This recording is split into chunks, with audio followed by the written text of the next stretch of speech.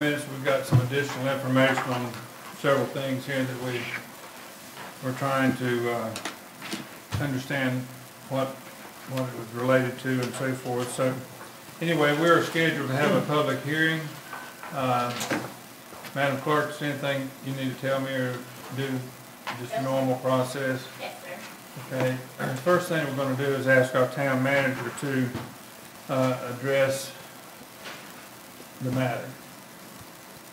Mr. Hewitt. Yes, this is the public hearing for consideration of entering into an installment financing contract for the remodeling and improvement of lift stations for the town's utility systems and purchasing property located at 441 Ocean Boulevard West, including the pier. The short version of remodeling and improving the lift stations, those lift stations are the lift station number 3 located at 794 Ocean Boulevard West, which has already been accomplished. The borrowing on that will essentially reimburse the town for the investment already made on a cash basis, and the pending cost to cover the cost of the proposed improvement to lift station number 2. That's at the corner of Greensboro Street. Together, those costs are proposed. The financing, as initially applied to the Local Government Commission, is for a price of $5.2 million. The purchase of the property at 441 Ocean Boulevard West, the pier property, is proposed in an amount not to exceed $3.3 million. The item number 8 in the agenda package has the actual resolution and outlines the particulars of the agreement. Suffice it to say, we've got our bond counsel here tonight if the board has any questions on it, and also our financial consultant from DEC. Scott Leo's representing Parker Poe, and Andrew Carter from DEC, if there's any questions that the board may have. Can all of you hear throughout the room? If you cannot hear, raise your hand and we'll try to do better and speak into our microphones. At this point, unless someone notices otherwise, we will ask you to be recognized and come to the podium and speak. If you'd like to speak, come to the podium to my right, give us your name and address, and speak to the matter that Mr. Hewitt just addressed. Anyone like to speak? Yes, sir. Come to the podium.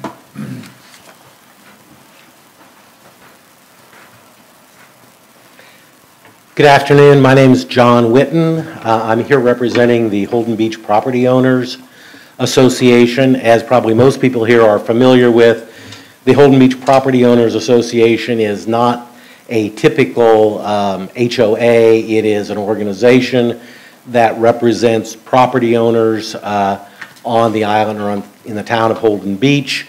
We currently have about 1,400 households that are members of the association, which represents roughly 60% of the households on Holden Beach. We think there's about 2,400 households on Holden Beach. We had our Labor Day meeting on September 2nd, I guess, and at that meeting the membership adopted a resolution relating just to the I'll call the pier project portion of the financing.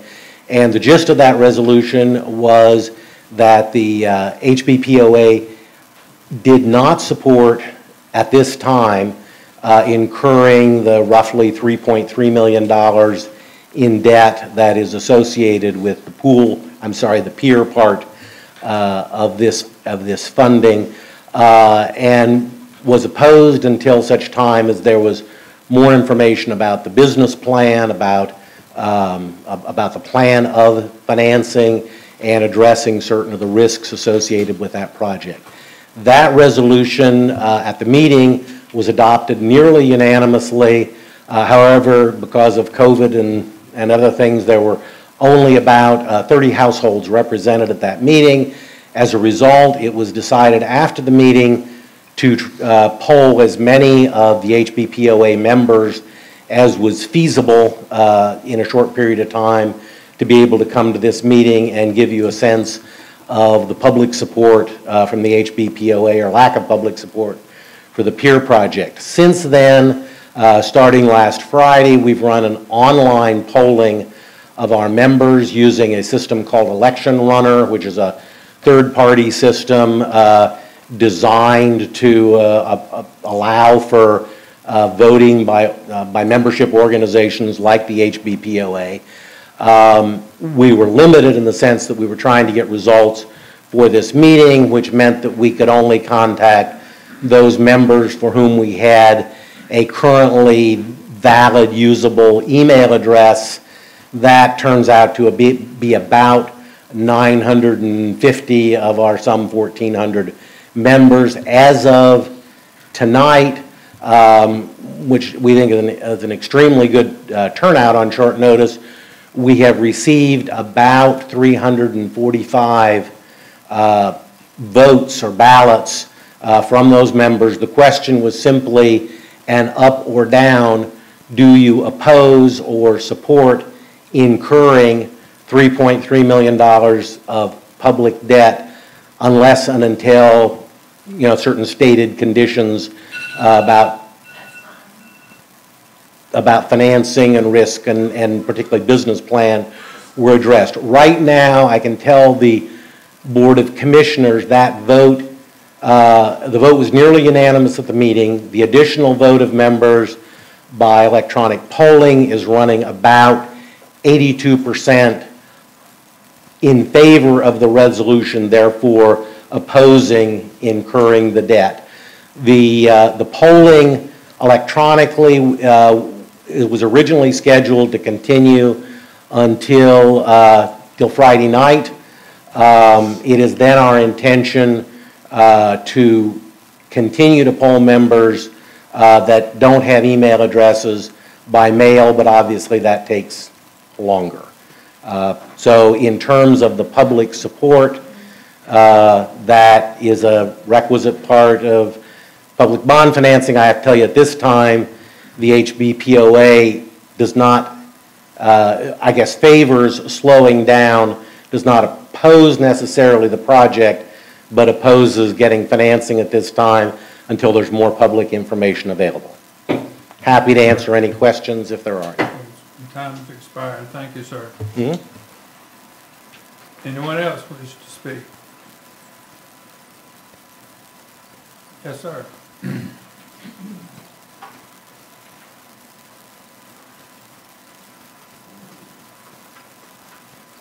My name is Dan Allman, 132 Raleigh Street.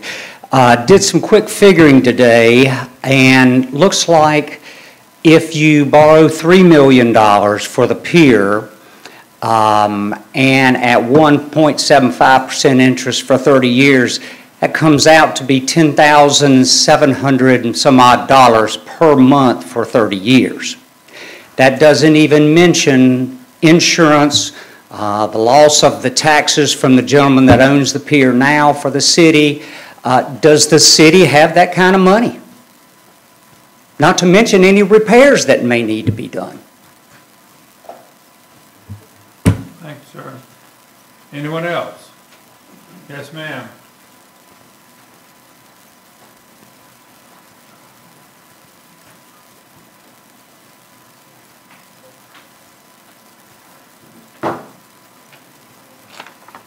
Okay, my name is Gay Atkins, and I live at 129 Ocean Boulevard, East Holden Beach. I just have a few questions that I feel none of us really know any answers to. Number one is, have we done an inspection on the pier? And if so, what does the inspection show and how much in repairs? The cost of tearing down the restaurant, how much will that be? The septic tank that's out there that needs to be removed, how much will that cost? And the town's liability on the pier. or ensuring that area. And let's see what else. Okay, as far as the beach access goes, I know right now the town is using the beach access to the right of, or to the left of the general store. But will there be a public and an owner's access? Because all of those people that live behind the pier area still need an access to get over there. And so how much would that cost? And would the owner donate a part of his land to the beach access? And I guess that, okay, I guess my big thing is, if on parking, how are y'all going to make the money to pay for everything? And also on the overcrowding of the beach strand there, you have an area with the pier, but with Holden Beach Harbor behind you, so you already have people that go to the pier there. And how many people do you plan on parking there to overcrowd that part of the beach? Thank you. Thank you. Someone? Yes, ma'am. Hello. Beverly Compton, 1317 OBW. And my comment is about this meeting and the one that follows. At first, I didn't see an agenda for this meeting that would say public comments. It's a public hearing. I would expect that, you would have comments. But my comment is about there being no agenda for the public hearing, no presentation before public comment is expected, and I have the same issue with the agenda that follows. It seems to me we should have a presentation on each of the things that you hope to accomplish tonight before public input is requested, and yet number 6 is the public comments. It's just something, a process thing that I have issues with as a person. Because I don't know how to comment if I haven't had a presentation. I did read most of the attachments. Thank you, ma'am. Anyone else? All right, we thank each and every one of you for what you said tonight. We thank you again for being here. And Madam Clerk, Town Manager, and Commissioners, if there's nothing else, we declare the public hearing ended. Okay? Public hearing's closed. We will now turn our attention to our regular monthly meeting of the Town of Holden Beach. And for those that may not know, there should be a stack of documents. My left rear, that corner of the room on the table, should be an agenda and some maybe other information for you to help understand what's going on in today's meeting. Again, if you cannot hear, raise your hand and we'll try to be loud enough to encourage better ability to hear. So with that, the first item on the agenda is invocation, and if you will please, let's bow our heads in about a minute of silence and reflection and personal prayer.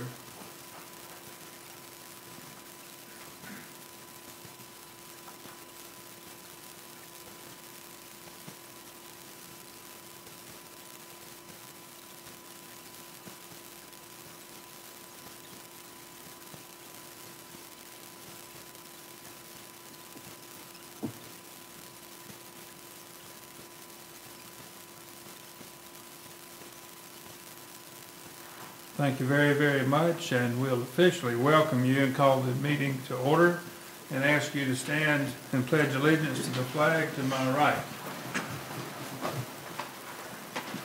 I pledge allegiance to the flag of the United States of America and to the republic for which it stands, one nation, under God, indivisible, with liberty and justice for all. Fourth item is the consideration of officially approving the agenda as presented. Is there a motion? I'd like to make a motion to approve the agenda as written.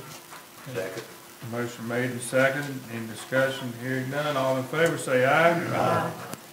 It's unanimously approved, Madam Clerk. And the fifth item is consideration of approving the minutes for August the 17th meeting and September 1 meeting. Is there a motion? Motion to approve the minutes. Second. And a second? All in favor, say aye. Aye. Opposed, say no. They are approved unanimously.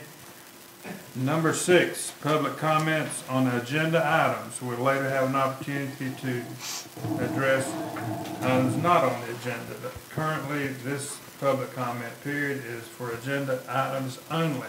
Is there anyone that would like to speak to any item that's on the agenda? I handed you a list. I think there were 2 people that signed up. All right. 2 or 3. John Whitten, you're on the floor again, sir.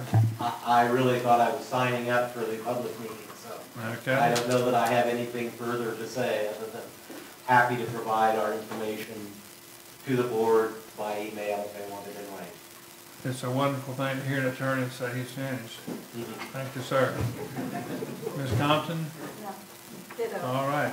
Thank you both for your comments. Okay. Number 7, September monthly report. Town Manager Ferguson. Assistant Town Manager Ferguson. One day probably will be. So, good evening. Tonight we have with us Mike McIntyre from Warden Smith, Roger Gwynn from the Ferguson Group, and Stephanie Missert from the Ferguson Group would like me to call so that she can participate as well. So, I'll do that if the board's okay with. Yes, ma'am.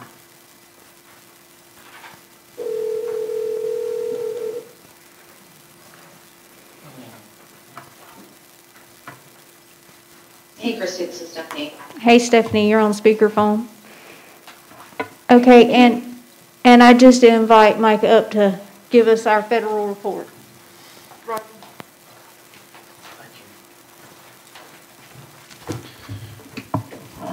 Thank you so much, Assistant Manager Ferguson, and thanks to Manager Ferguson and to Mayor Holden and to the Town Commission for this opportunity to come before you.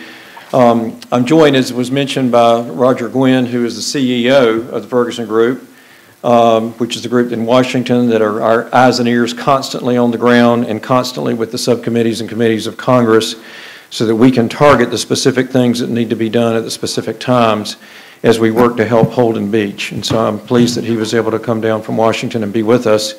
Roger has North Carolina roots, though. He grew up in Charlotte, spent a week at Ocean Isle Beach last week on vacation, and went to NC State. So he's got plenty of North Carolina roots to work with us on our North Carolina issues up in Washington. I'm pleased to be here with you tonight. Much has happened over the summer, and I thought this would be a good time to come before you now as we get into the fall season, officially starting tomorrow when fall begins, and going ahead to the end of the year as we look to what's happening with Congress since it was on August recess and Labor Day recess. Much is happening, as you'll hear when I share the series chronologically of what's happened over the last month and as we look ahead. But first I want to say congratulations to the town and to the Town Commission as leaders of your town.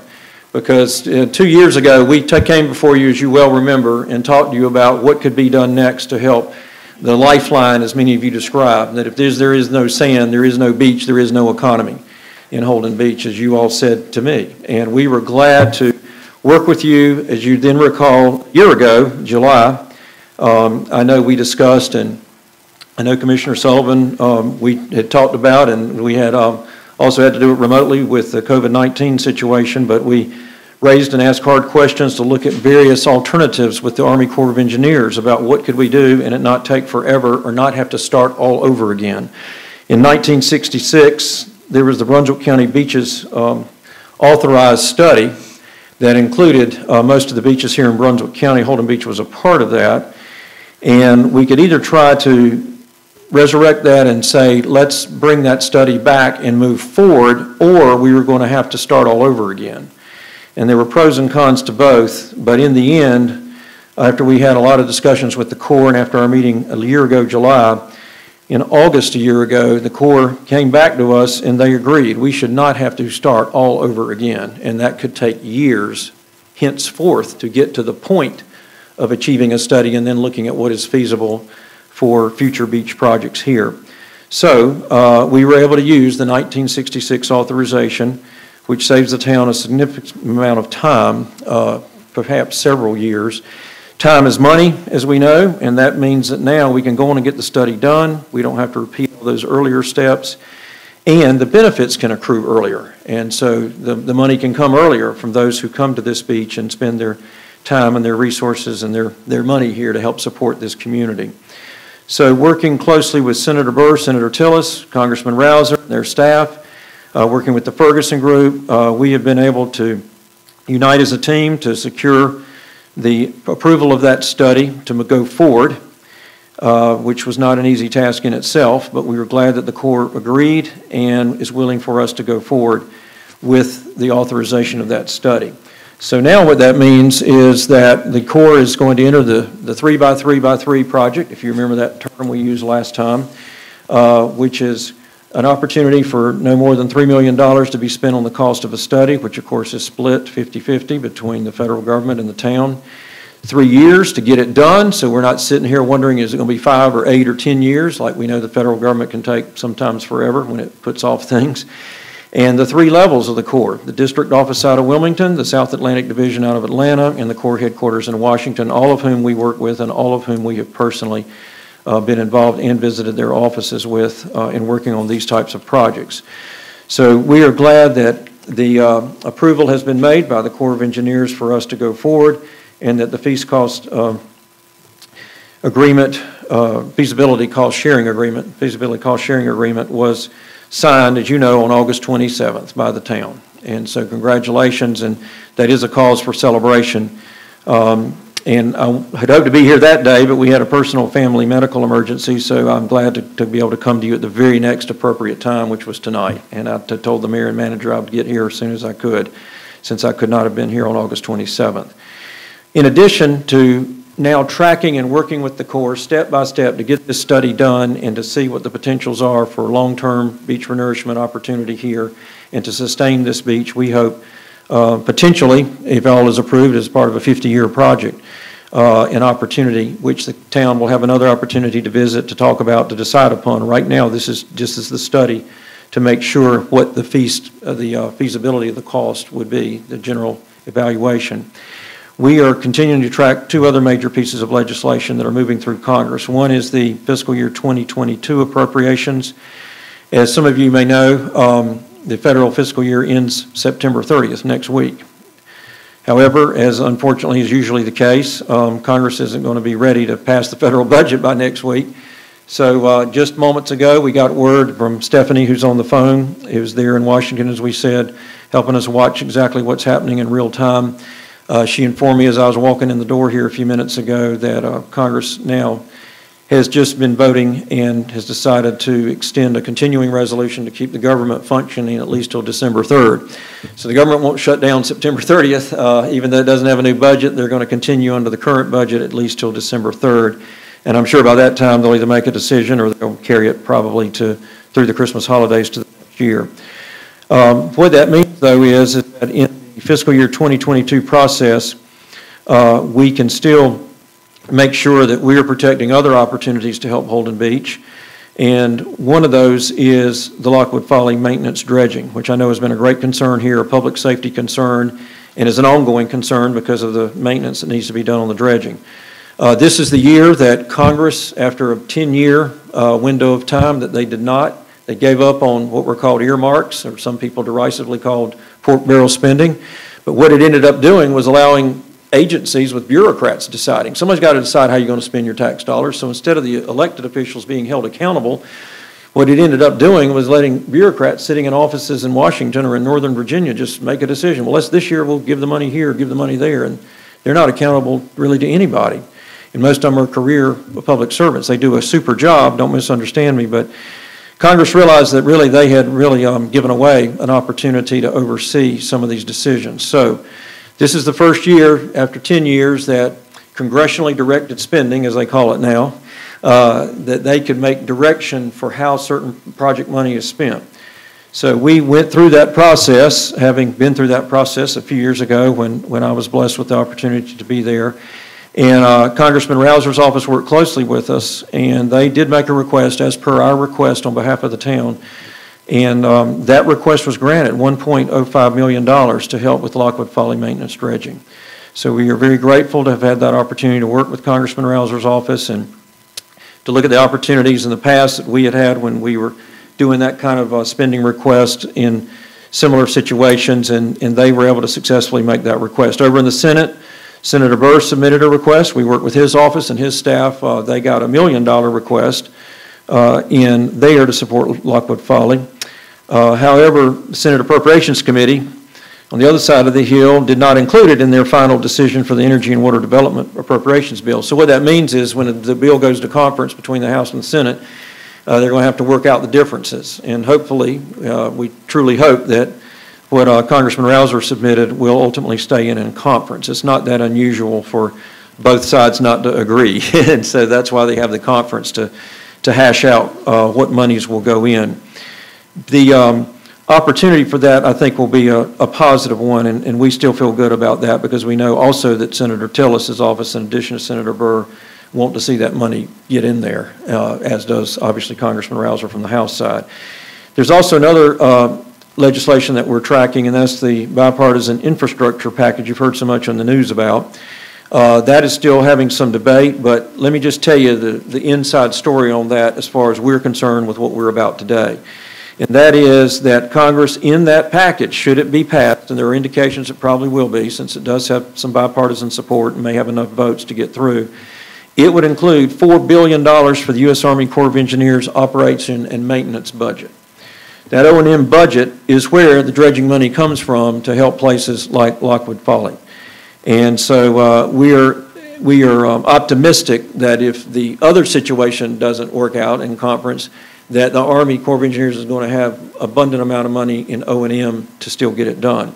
Why do I say that? Because this $4 billion is in addition to the regular appropriations on an annual basis. Last year, Congress provided $3.85 billion to the Corps for O&M. With this other $4 billion, that's almost double the amount of money the Corps would have to do operations and maintenance. So we feel very good that Lockwood Folly monies would be able to survive one way or the other, quite literally.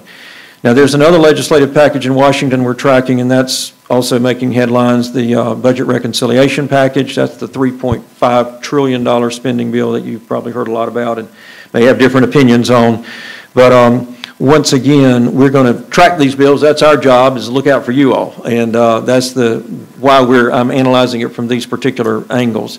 We are going to track that because if that passes, we certainly want to make sure that is yet another opportunity to help with projects like we have here at Holden Beach. We will be able to provide more information about that in our October report because that's still in motion. There's not been a resolution yet on that package. In some other quick items that are of interest that you hear about, but on the local scale, with this being a report that I wanted to make sure you get your full bang for today, not only has the resolution been continued now to keep the government open through December 3rd at least, but there are over $30 billion in emergency funds for disaster relief in that potential budget. And this is something that has been requested because of Hurricane Ida, and we all know too well the disaster that those kinds of storms bring, and we saw what happened to other parts of the country this time. And so there's money in there for emergency funds which may be available for other emergency needs. So that will be something that we'll track and look out for. Also, as that infrastructure package I mentioned moves through Congress, there's going to be an opportunity there for the American Jobs and American Family Plans that you've heard in the news that have been discussed, for components of that to be acted upon, and they expect that there may be action as soon as next week, September 27th, so we will stay tuned on that. Speaking of current dates in August and September, particularly September 9th of this month, just a few days ago, the House Resources Committee, which Congressman Rouser serves on, they passed a $25.6 billion component of that budget reconciliation package that includes a ban on offshore drilling. And North Carolina is included in that, so I wanted to make sure you're aware of that again from our local angle. That should carry us through the year 2032 for 10 years. So we're making sure we watch situations like that as well. We had reported previously this summer about Michael Connor as the nominee for the new Assistant Secretary of the Army for Civil Works. That's a long title that means who's the head person over Army Corps of Engineers, and that's who that is. His name has been put up, and Senate Armed Services Committee has passed on it. It's now going before the Senate Environment and Public Works Committee. They also do have to consider it. It appears, though, that the nomination will probably be approved literally tomorrow. So all of this is current, again, live as it's happening. On August 17th, just about a month ago, the President signed an order to direct FEMA to extend the 100% federal cost share for all eligible Category B emergency protective measures incurred by local governments in light of COVID-19. So that was to expire next week, September 30th, but it's been extended to December 31st. So Holden Beach can directly apply if you still need help in this COVID situation. It allows local governments to be able to apply for certain help with assistance on things, varying from child care facilities to health care facilities, domestic violence shelters, safe opening and operation of schools, protective equipment, disinfecting services and supplies that can help protect people personally in your community. So there's a whole range of things, but that would be at 100% federal cost. And so that would be a savings to Holden Beach if, Mr. Manager, if that's something you all decide to pursue, any of those possibilities. FEMA has also revised its preliminary damage assessment guide effective September 1st, again this month. It's a preliminary damage assessment guide and a pocket guide that allows you to be able to look at the way FEMA operates in terms of if the storm does come through, how can a better assessment be done? How can it be done quicker? What are the most relevant things in ways of providing documentation and data? We know that's always an issue after a hurricane or storm, and it takes too long. And so they have revised that guide. It's effective October 1st, which again comes up, hard to believe, but at the end of next week.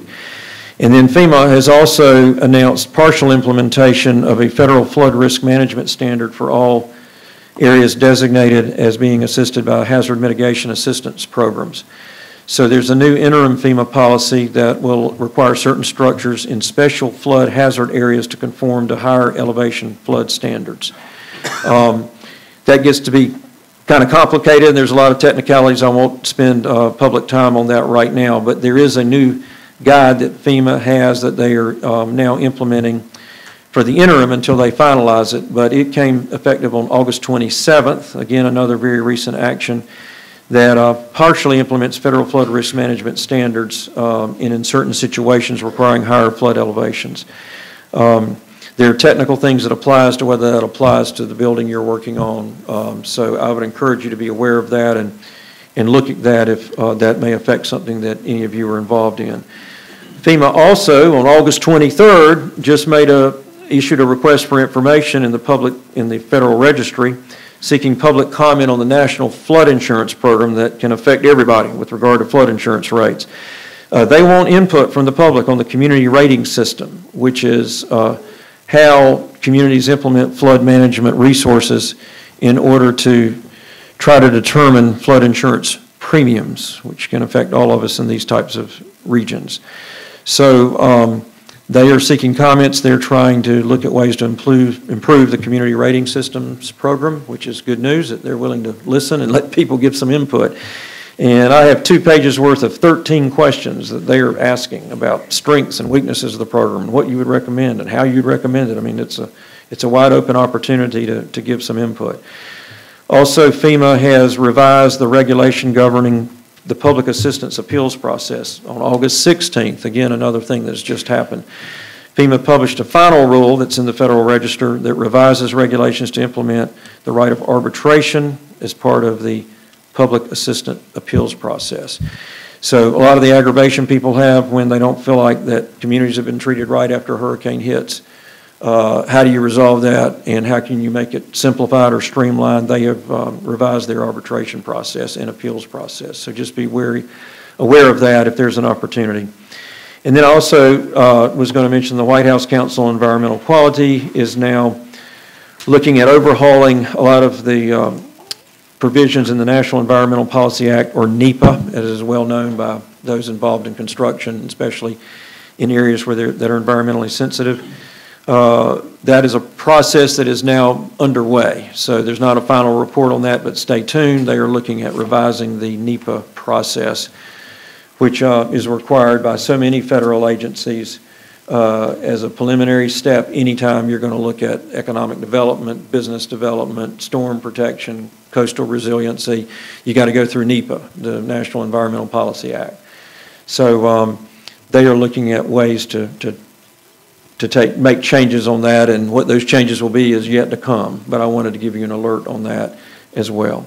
So with that, Mr. Mayor, it's a lot that's happening in a short amount of time. Finally, I think Congress realizes, hey, we're getting near the end of the year. We better get some things done. So those are a lot of regulations being affected. But the exciting news is that Holden Beach is on the map with the Corps of Engineers, and things are going to start moving now with the new study. So congratulations again, and thank you. Well, thank you. We very much appreciate your hard work, you and your staff. Thank you. At this time, I'd ask the commissioners, do any of you have any questions? Very thorough report. I know this isn't necessarily part of the beach stuff that we do and all, but where is EPA, to your knowledge, on their PFAS program that they're supposed to be putting together? They were supposed to do it within 100 days of their announcement in April. Has anything come out on that yet? There is some opportunity now for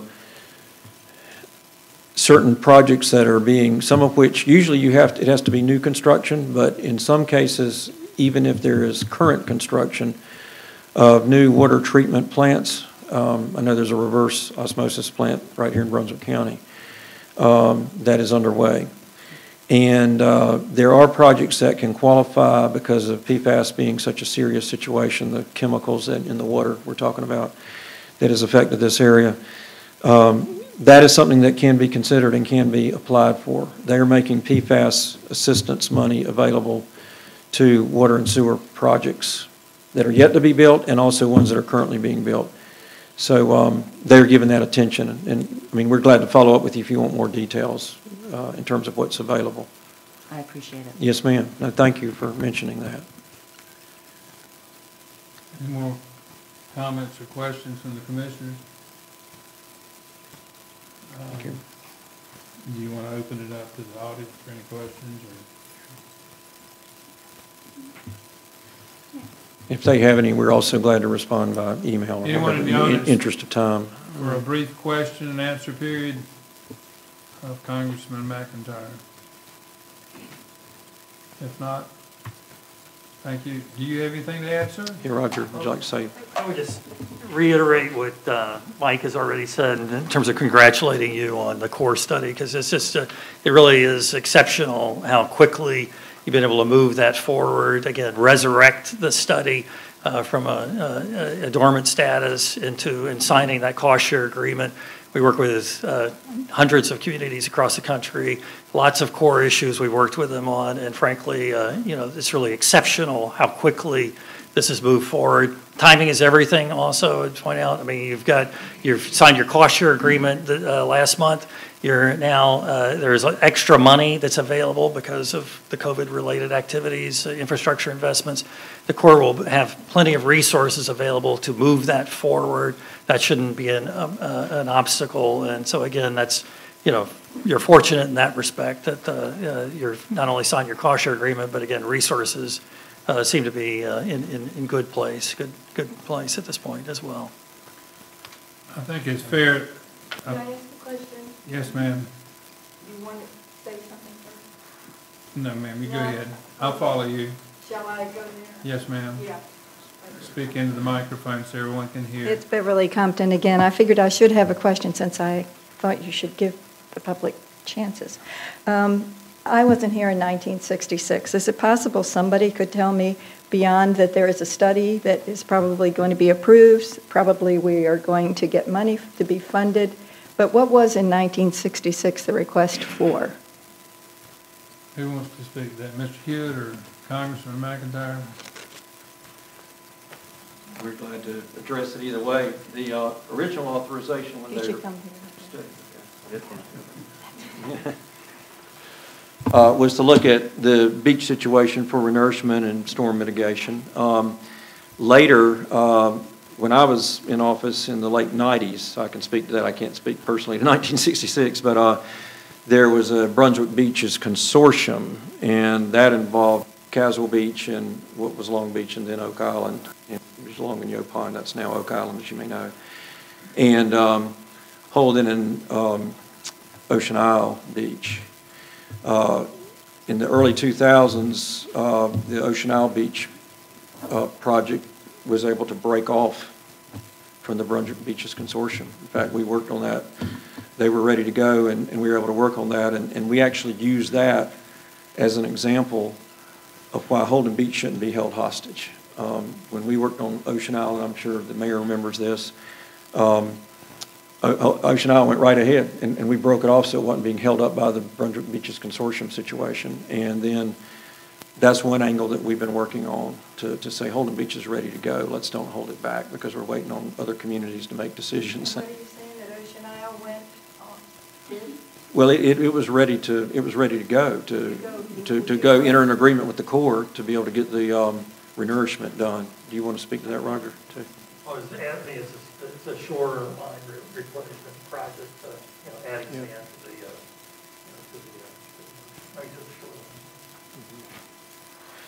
And we all know the economic impact is literally a ripple effect when we think about storm mitigation, and that the few $100,000 spent saves millions and millions on the backside after a hurricane. And so a few million spent saves hundreds of millions, in terms of damage, and not to count all the economic benefits in the interim, obviously, from business and the local economy and the regional and even the state economy.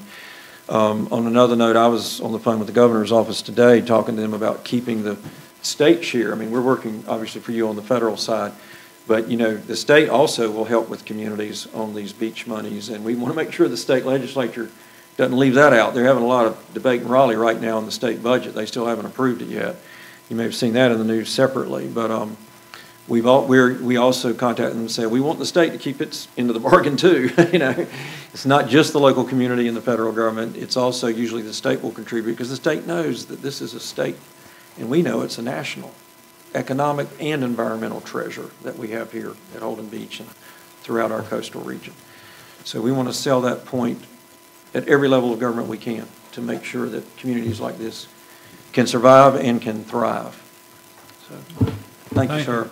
I would like to add that we've had some ups and downs with our town relationship with the Corps of Engineers through the decades, and I'm proud to report that it's my belief in observing these activities over these decades that the relationship between the Corps of Engineers and the town of Holden Beach probably is as good as it has ever been.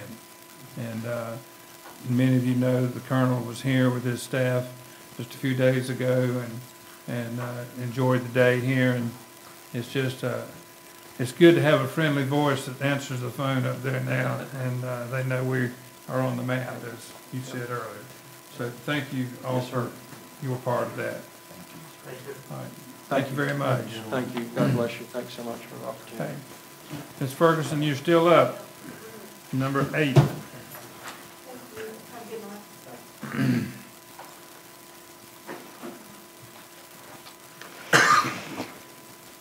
Yes, sir. Before you all tonight is a resolution for installment financing for lift station improvements and the purchase of property.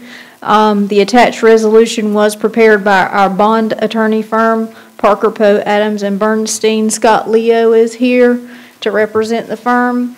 Also, as part of this process, Andrew Carter with DEC Associates is here as our financial advisor. This resolution is required for the LGC financing package. The suggested motion is approval of Resolution 2113. If you guys have any specific questions, these gentlemen can come up and answer them. Commissioners, do you have any questions? I think this is Pat Wachowski speaking. I think my questions have more to do with simply the appropriateness of having one versus two separate resolutions, since we have two separate fundings, and that there may be a difference of opinion on moving forward on funding for one project versus the other, so lumping it together does make it rather difficult for those of us who question whether or not we're ready to go forward with funding at the same rate on the pier property versus the lift station. And I don't know if this is the appropriate time, but I'm going to say again, I really believe that we need to re-examine how much we want to borrow, we want to finance for the sewer station, given that when we initially approved the resolution last October for seeking both lift station 3 and 2 financing, reimbursement for 3, funding for 2, we were not looking at additional borrowing the way we are now, which might reach an additional $5 million if everything goes forward that we hear people say they would like. So I would actually prefer that we have separate resolutions for the lift station and the pier, and that they be discussed and voted on separately. And I'll let these gentlemen speak to that, but I think that affects our timing with the LGC package.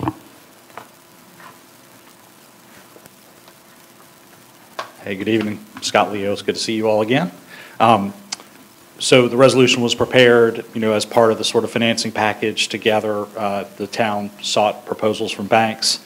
The winning bidder at this point was Truist Bank, and so to finance all of these projects together. That being said, this resolution was prepared that way, but of course it's y'all's prerogative to to vote on and do what you all see fit. So it's we can certainly split the resolution if you see fit to do that, and vote however it is that you need to do tonight.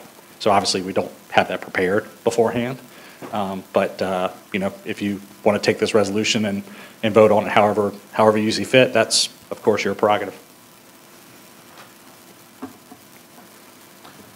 The obvious question would be, if that resolution is changed and becomes 2 resolutions or 2 proposals, does that have to go through the whole program again? Well, at this point, the Local Government Commission hasn't approved yet, so that application would just need to be revised. And of course, we'd have to go back and work with the banking partner to see if they're still willing to finance it on the basis that you all want to approve it on. But again, your prerogative to tell us how you all would like to move forward. And of course, you vote however you vote. The resolution at this point is just a form, for you all to consider. And if you want to change that form, we can certainly do that, and the clerk can record what it is that you all want, and we can draft that up after the meeting and make it look like however it is you voted.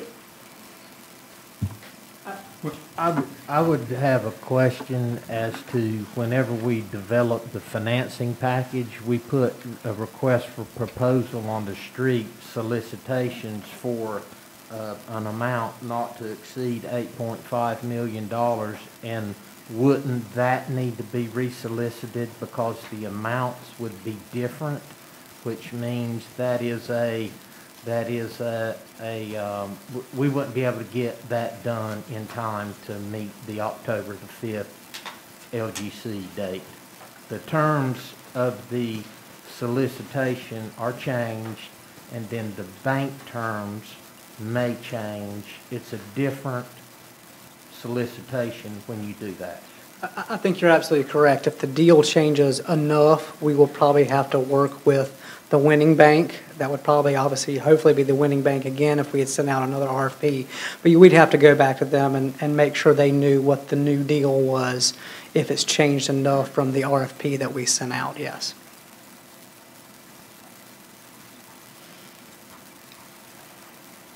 I don't change my opinion that we should have 2 separate resolutions. They are 2 distinctly separate projects. They're funded from 2 different streams, as I think of it. In business, I would say we're dealing with 2 separate cost centers. The pier project in and of itself is still lagging behind in terms of general acceptance by the public. Again, I said this last month as well. I felt that we should have 2 different, they can be in parallel, but they're not to me, but two different resolutions. And that is still my opinion, and I would move that we rewrite Resolution 2113 to cover the financing related to the improvement, remodeling of lift stations, and write a separate resolution for the pier. Is there a second? I'll second that. Have a motion and a second. Discussion? My only concern would be that the terms would change enough if you split them up, that you've got a not to exceed number, which means to me that you don't have to borrow at all. So if we decide to not go forward with one or the other, then that term still should work. So I don't know what the benefit of to split it up. Just for the record, do you two gentlemen agree with that? Well, as I take the motion, I think we would take what was currently drafted and basically just strip out the pier project from it and would approve the 5.2 for the utilities projects and approve moving forward with an installment financing on that basis. Is that what I'm hearing? No, what I'm asking you, the statement that he made, Yeah. not to exceed, that solves the issue that's in question. Well, I wouldn't say it solves it. We have told them we would borrow no more than 8.5, but close to that amount. And so if the amount drops in half, let's say, just as an example, I might need to go back to the bank and just discuss, are there any issues with that on your lending side? But I don't know those answers until I go and talk to the bank. Okay, thank you. Any further discussion? I think that the board needs to be aware that if there's a delay in moving this application forward, the next time, I would forecast the next time that you would be able to apply for financing is probably going to be in the February timeframe. All of the other things, variables entering into there because you're going into a different audit, going into holiday seasons, those types of things. So I'm realistically estimating that the earliest that you could entertain making another application to the Local Government Commission is in the February timeframe or later. More discussion? Ready to vote? All in favor say aye. Aye. Opposed say no. Nay. Oh, sorry. Excuse me. What the motion was to split, correct? Made the motion. Sorry, aye. I'm sorry, aye. I vote aye with Mike. Okay, it's 3-2. The motion does not carry. All right. Can we still make a motion to approve the resolution? Yes, sir. I'd like to make a motion to approve the resolution as written, 21-13. Second. All right, discussion? Any more? All right, calling for the vote. All in favor say aye. Aye. Opposed say no. No. Still 3-2. Madam Clerk, do you have clarity on how the vote was done? Yes, sir. Okay. All right, Mr. Clemens, with much appreciation from all of us, the good job you and your department continues to do. Green engineer. Okay, Mr. Green? Green.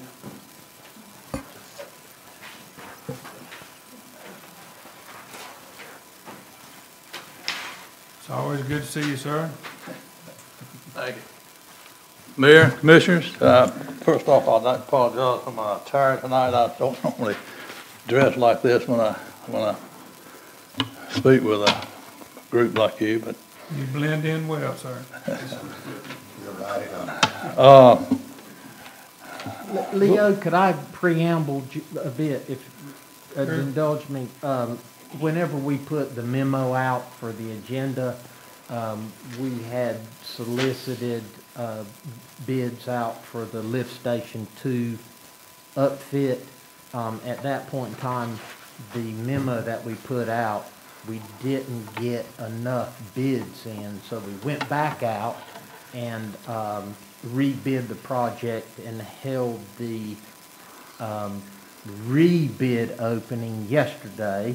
And that's what Leo is going to talk about, is the bid results from yesterday. Because when you don't get sufficient bids on the first go-around, you can't open those bids. You know, you can't see what they're doing before you rebid. So that's the point of diving off into the discussion, is the project rebid yesterday. The first time we advertised it and bid date was set, we, I think, distributed 4 or 5 sets of plans to prospective bidders, and we're disappointed at that first bid opening that we didn't get but one bid returned. So we re-advertised, and we could open the bid yesterday, and it was the same bid that we got the first time. And as a matter of fact, the low bidder, or that bidder, T11 Company, is the company that has built the improvements to both lift station 3 and 4. I direct your attention to one of the handouts that I think was given to you maybe today.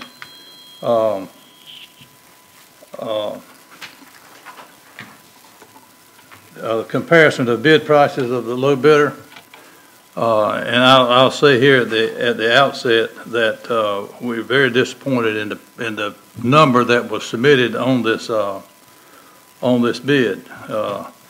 Just to give you a little background there, in May of 2018, we bid the station number 4. The price on that was $1,205,000. On December of 2019, we bid number 3. That came in at $1,622,000, and that's a representative of about 35% increase over what the cost was on 4. And now we take bids on 2, we get the $2.664 million, and that's about a 64% increase over what we got on 3. And I think this is indicative of what we're seeing in the construction industry. I think you're in the contracting business. The only explanation we can get, and I have talked with the low bidder since yesterday's bid opening, prices continue to go up. Availability of labor is limited. Work is plenty of work. Materials are scarce, and that reflected in the number of bids that we got. The project has not changed from what we started out with on 4 in the beginning. We did add in this project, we did add, the big item that we did add was the generator that we have not bid in the past. We did add some civil work on Site 4 to take the place of the odor control facility that had to be relocated, and we did add some retaining wall and a concrete pad for the generator. But other than that, it's just the cost of the times, it appears. We have no. If anything, we cut out the acoustical treatment that we put in 3. We felt like that would change, save $75,000 or $80,000. We added some valves that Chris wanted, some worn out valves that needed to be replaced. We did add in this project emergency contact connections in districts, in 3 and 4. So that was a minor addition that we added. So it's just one of the things that we have no explanation except just a competition. I'm sure had something to do with it. How could just the electrical part of the construction go up $500,000? I know, and that's where that. Kind of, more than what we would like. I agree. $200,000 and $500,000 for the electrical. Well, it went through. That item went up 372%. That's ridiculous. I can tell you, a roll of house wire is going up probably 400%. So it's the same wire they're gonna be pulling in that lift station. It's out of control. You can't get conduit. You can't get PVC conduit. No, the residents and stuff, that's right, I'm familiar with that. All right. Leo, did we keep that aggressive delivery schedule also? Did we what? Keep that aggressive delivery schedule also? No, we did not. No, we did not. We backed that off. We backed that off and added about 5 months to it because we felt like we had a fairly substantial liquidated damage on it. We felt like in the rebid that we should extend that bid time to allow them plenty of time. Really amounts to another season of putting it back in operation. So we did everything we could to keep the price down.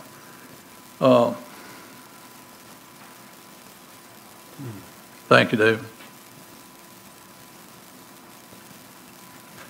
But we have, from the time we started on 4, 3 years ago, we have value engineered this thing from beginning to end, and we've done it 3 different times. We make sure there's no fat in this thing. They're very cost-effective designs, and they provide the protection that you want in these locations. You can rebid it. You're going to see the same thing if you get a bidder. We might be lucky that we got one bidder. And you wait another year, prices may go down, but they may go up. You may have 2 hurricanes in the meantime. So, that's the dilemma that we're in. I wish I had better news. I wish I had a way to cut the cost back, but it's there. But if I understand you right, Leo, we already are going to have to go through another hurricane season without this being done. That's correct. Okay, so we did lose that advantage of we were going to be ready before next hurricane season. That's not the case now. Because they have extra months, so we will have to go through next year's hurricane season before this is finished. That's correct.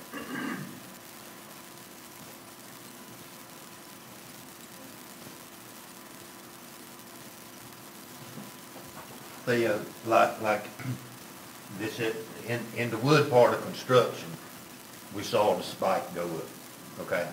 And we're now, in a lot of cases, it's back to where it was before it ever started. A lot of it on the wood stuff. I'm wondering, will we see the same thing like on our metals, like on, like on PVC, like on wire? Right now, wiring's just like Brian told you. We were paying $30 a roll for it. The same wire today is $100. Right. So it's just crazy. But as crazy as the wood got, it's getting back down to normal level. Okay. Like we were paying $40 for a piece of OSB, and today it's $15. So I'm wondering, a time factor plays in where we see the same. I would think, and this is just, everybody's got opinion. Maybe a little wait time might do us good. I hate to pull the trigger on something that's extra $1 million. I understand. It was more than, you know, we were anticipating. I certainly understand, and I that's, it's a, think prudence says, look, let's, you know, we already know we'll be in the next hurricane season. So, you know, where's it gonna be in 6 months? You know, I just think we ought to give some little thought on maybe wait. That's just my opinion. well, it's a crapshoot, no doubt about it.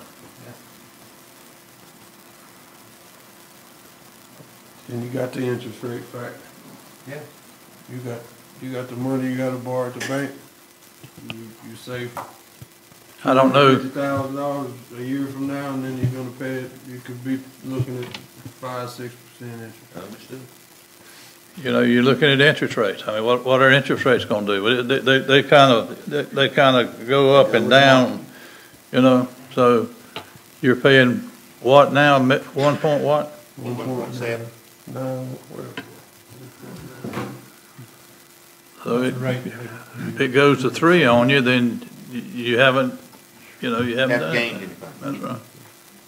If I could add in that there's going to be a whole bunch of ARP money, American Recovery Act money, that's going to enter in for the purpose of construction, water and sewer improvements, and that's going to even further favor the contractors on coming in with higher prices, because there's going to be plenty of money for projects on water and sewer, new construction, that's going to make it harder to get, and that's just my opinion there. I mentioned that to Leo, and he didn't tell me no, so I think it's What you talking about? It's gonna keep ratcheting the cost up, you're talking about, because of the availability of money? Right. Yeah. There's going to be plenty of projects to bid on.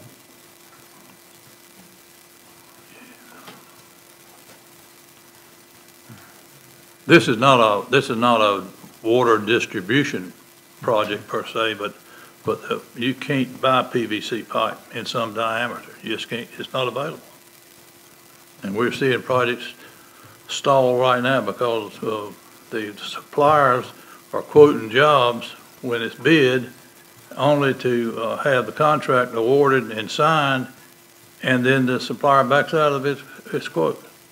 So, I mean, this stuff is, we've never seen this before. I haven't. I've been in here, this is a lot of years. Won't go there. Don't say exactly how many.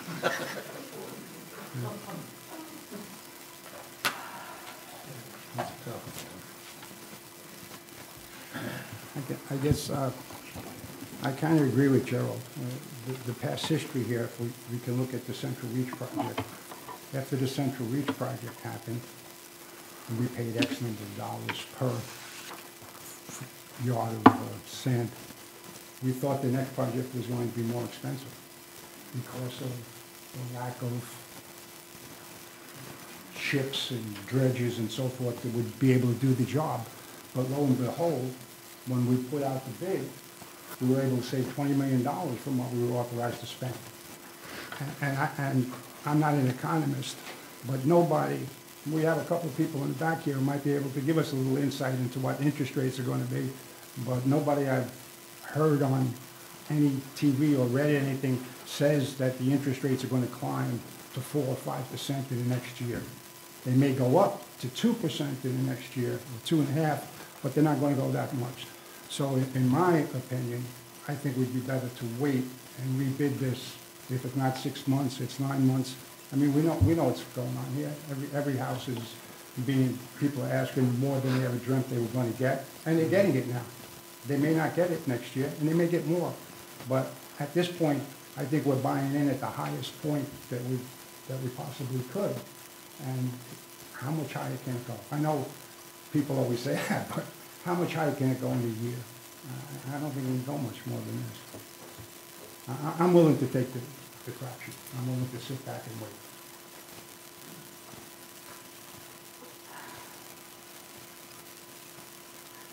I agree.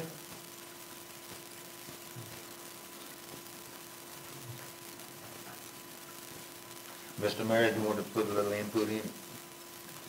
If I knew the answer to that, I'd apply it to my own business, and I don't know what to do in my own stuff. And you both. If we delay this any, but it won't make any changes in the engineering or design, if that will maintain the same, we won't have to pay any more for any of that. It's done, completed. And I got my speech on that last time.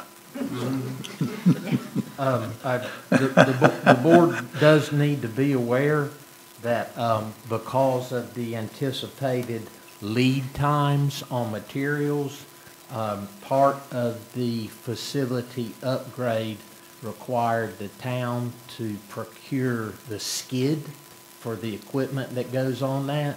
That's a $200,000 piece of equipment. The lead time on that is 24 weeks, or it's 4 or 5 months.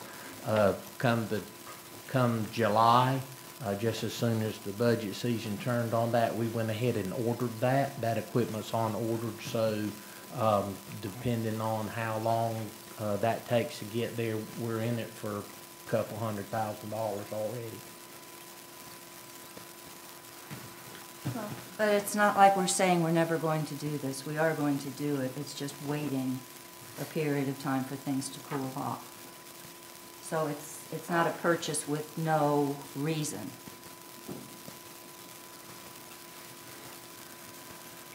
I think we can wait a little bit. If we see it's gonna get harder and harder to do, we may need to come back in and pull the trigger, but I think we can. What do you suggest? Hopefully to afford to wait on it a little bit, especially with everything else we got going on right now, so. 4 months, 6 months? Well, we just have to keep our eye. I think prices are gonna come down, but I also think materials are gonna get harder to get. I think when prices come down and the interest rates stay low, then it's still gonna be you're gonna have a hard time getting stuff, especially if it's cheap. Some people back off because it's so high right now and they don't do anything, they sit on it for a while.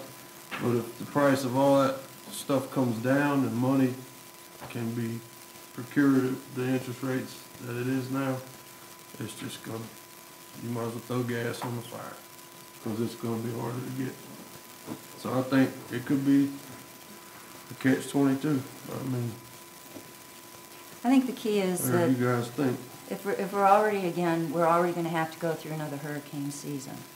Because I was really looking forward to, this was the last hurricane season we had to go through, and that's not the case now anyway. To me, the critical thing is to revisit it when it's an appropriate time so that, again, we only have to go through one more hurricane season, hopefully. So we want to bid it again in enough time that it will be ready before the 2023 hurricane season.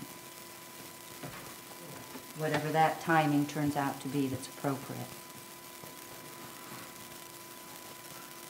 But if we need a motion, I think at this point it's, I move we do not accept the current bid and we defer work on lift station 2 until there's a determination that it's an appropriate time to go back in. Second. Second. More discussion? Hearing none, all in favor say aye. Aye. Did I hear a unanimous vote on that? Yes, ma'am. Yes, sir. You got that unanimous vote, Madam Clerk? Mr. Mayor, yes, sir, I have a question, just concerning the application for the sewer piece of it, that the board is in agreement that we should move forward with the reimbursement loan request for lift station number 3 that's already been bought and paid for. So, okay. All commissioners understand and agree with that? Yes. Yep. Just leads me to one question. Are we still going to borrow the $8 million? No. We're nowhere near that on it was 5.2 for the sewer lift station. So to go back to the discussion we had before, is that going to materially change the application so that we're not going to be able to get it done in a timely manner? That's...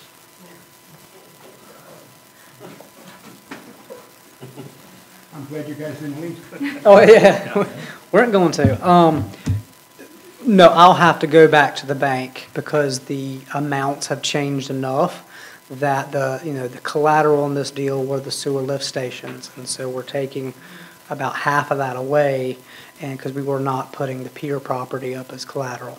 So I'll just have to go back and talk with the banks and see what they're willing to do. And if they're willing to continue at the same rates and everything, then we'll move on. Otherwise, I have pretty good confidence they'll stick with us, but this could be an opportunity for them to say this wasn't the deal that we wanted, but I don't have high confidence that they'll walk away at this point. Do you have some kind of time frame that you would estimate it would take to get a response back from the bank? I imagine tomorrow or Thursday I'll probably have that answer. So if there's changes, we can call a special meeting within a week. And you're not going to be able to make a special meeting in order to make that application period where they're writing up the agenda items to send to the commission. So we've got a very small window of time in order to do a lot of this, at least make formal decisions in order to change our application, because they'll be approving that on October the 5th, but they submit that to the commission members a week or so ahead of time. So we're at the time period where a decision kind of needs to be made. Thank you. Town manager, can you say, I know it was 5.2 million combined, but what is the amount for lift station 3 reimbursement? I have that currently about $2.517 and $40.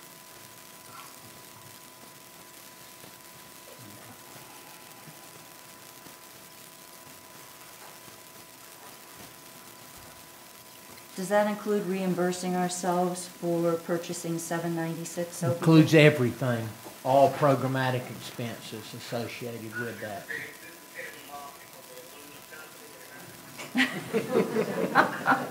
We have an aluminum bid. Okay.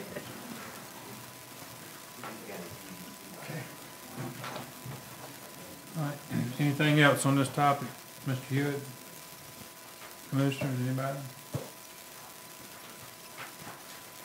You guys comfortable where we are? I think we've got a marching order. Marching orders, yeah. All right, we ready to move to number 10? Ms. Ferguson?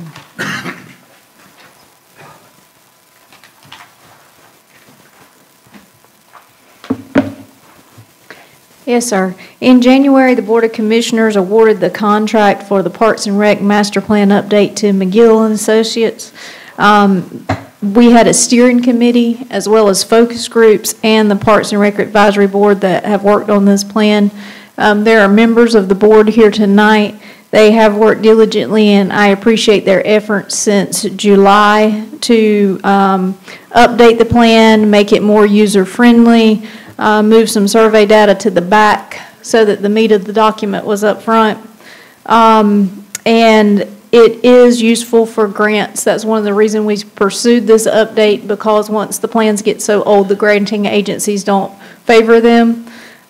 We have used excerpts from this draft in the application that's in here tonight for DCM for the 50-foot property for the pier, and also plan to use it with some others. The point that it is to now is that it was unanimously approved by the Parks and Rec Board, and it is before you guys for you guys to consider this evening.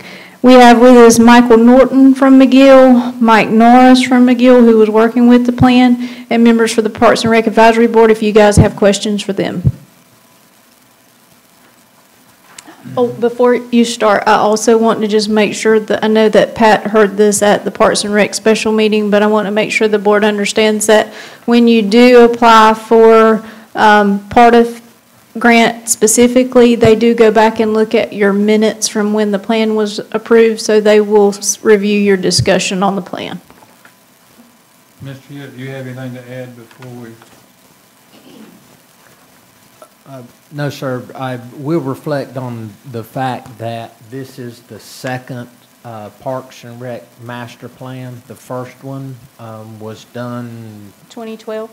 10 years ago, and that was part and parcel to supporting a number of the improvements that are in place today for the Bridgeview Park.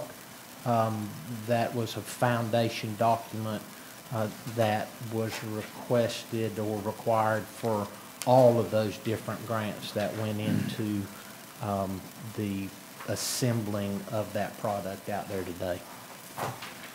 Ms. Ferguson, for clarity and benefit of the audience, this plan is for how many years, and the law requires us to update how many years?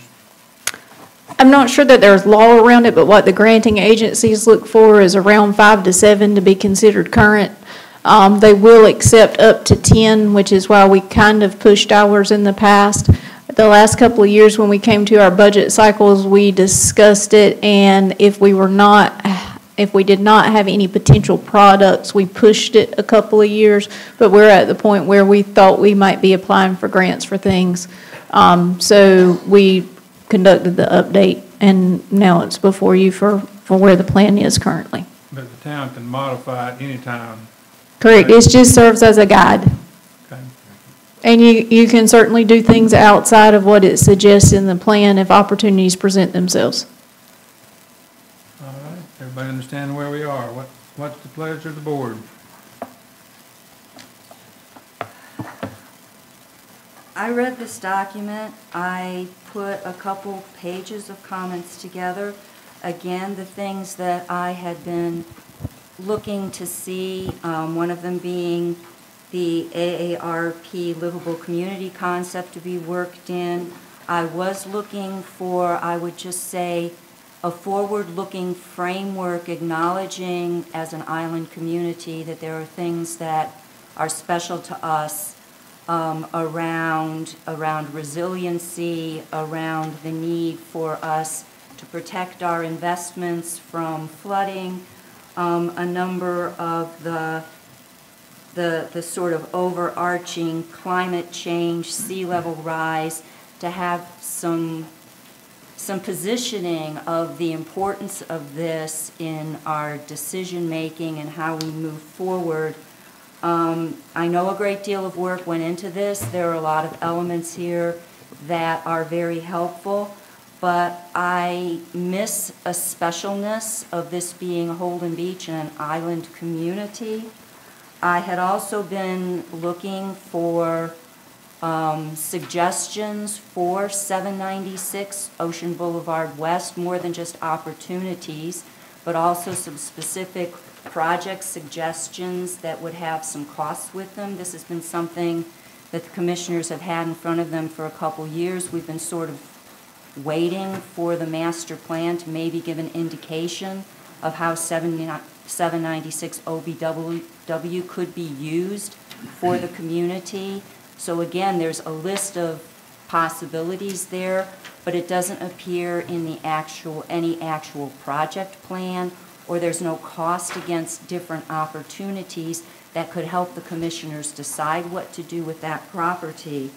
I found that there were a couple things about, existing parks and facilities. Like I said, we're an 8-mile long beach. That's 8 miles of unofficial walking sort of paths. And in addition, it's sort of a special parkland. I realize that it may not fit in the table of specific acreage and everything, but I thought it should be mentioned. I think that a lot of what we're looking at is using the full island for recreation, particularly for our visitors, and not drawing them to things that are oceanfront. It's using the rest of the island. So several of the things, walking paths and stuff, was great. I was cold to the idea of developing a park on the ocean front. I think from a risk perspective, in terms of flooding, in terms of, again, sea level rise, it doesn't make sense compared to going to higher ground further back, if whatever you want to call higher ground on the island. I mean, I have put together my comments, 3 pages. I personally think it could benefit from a bit more work. Some more specifics about Holden Beach, some more specifics about programs. I had questions about the demographics because there was a percentage of population that went from 18 to 64 and then our usual 65 and older. There's a big space between 18 and 64. A 60-year-old is going to have different wants and needs than a 20-year-old. I think some more demographic information there could fit. I realized the problems with COVID, that it did make it difficult to get information, as much information as we might have gotten if we didn't have COVID. I actually would like to send it back to the community just for a ground check of what the priorities are. Hopefully that we can, you know, sort of quality check what the conclusions were. And again, I simply think it would benefit from another 4 to 6 weeks of work, refinement, and frankly, adding some of the things that I have highlighted that it was my expectation from discussions when the land use plan came out that some of this stuff, particularly the AARP livable community concept, this would be the place for it to be further considered and fleshed out.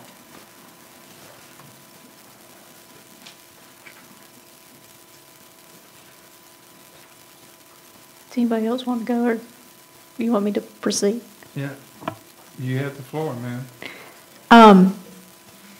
I'll be glad to let representatives from McGill come up to address any of that they may be able to do that falls into their contract.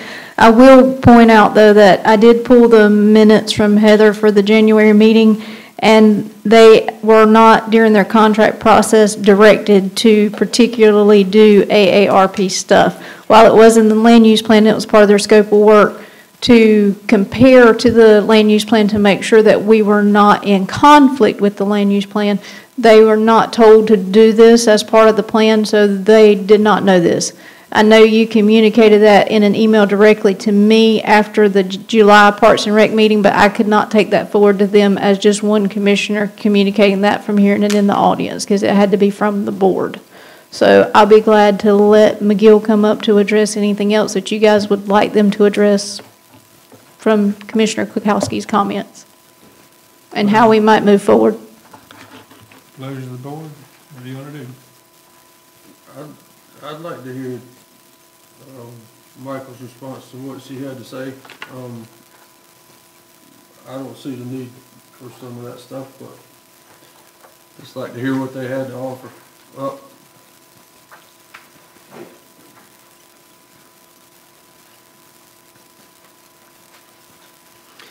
Good evening, Mr. Mayor and Commissioners. I'm Mike Norris with McGill Associates, and I'll try to address some of the comments and in general the overall scope and the intent of the Parks and Rec Master Plan. Again, I also appreciate the steering committee, Parks Advisory Board, those that participated in all the many focus group meetings. A lot of really good input that we received, not only from that, but as well as the community meetings that we had, which were well attended, had a good cross section of participants. So some of you may have attended that as well. But the input that we received, this was a plan driven by the community, and a lot of the input, a lot of the recommendations actually were recommended from what we heard from the public input, the stakeholder focus groups, as well as our community questionnaire survey. To address some of those comments, and I'll try to touch on all those, as a standard for Parks and Recreation master plans, particularly in North Carolina, we want to make sure that they're consistent with the the state and national standards with how and what we put as recommendations. We like consistency as well as for instance, North Carolina Parks and Recreation Authority, that that entity as well as our recreation resources, they look for particular elements of a plan to see how we used input, to what our standards were. So we wanted to ensure that was consistent to make sure that the plan actually followed a recognized standard for recreation. Now, I do think there's probably some complementing things that AARP may have in their recommendations, but we want to also make sure that the plan was inclusive of all ages, all abilities for that matter. And so I think that was important to make sure that we consider holistically not only full-time residents, but we looked at seasonal as well as vacationers who come here, because we're all users of recreation. I'm looking through some of my notes, just wanted to comment on some of that. As well as in talking about flooding, I know we've had some tremendous storm events, have had those for decades.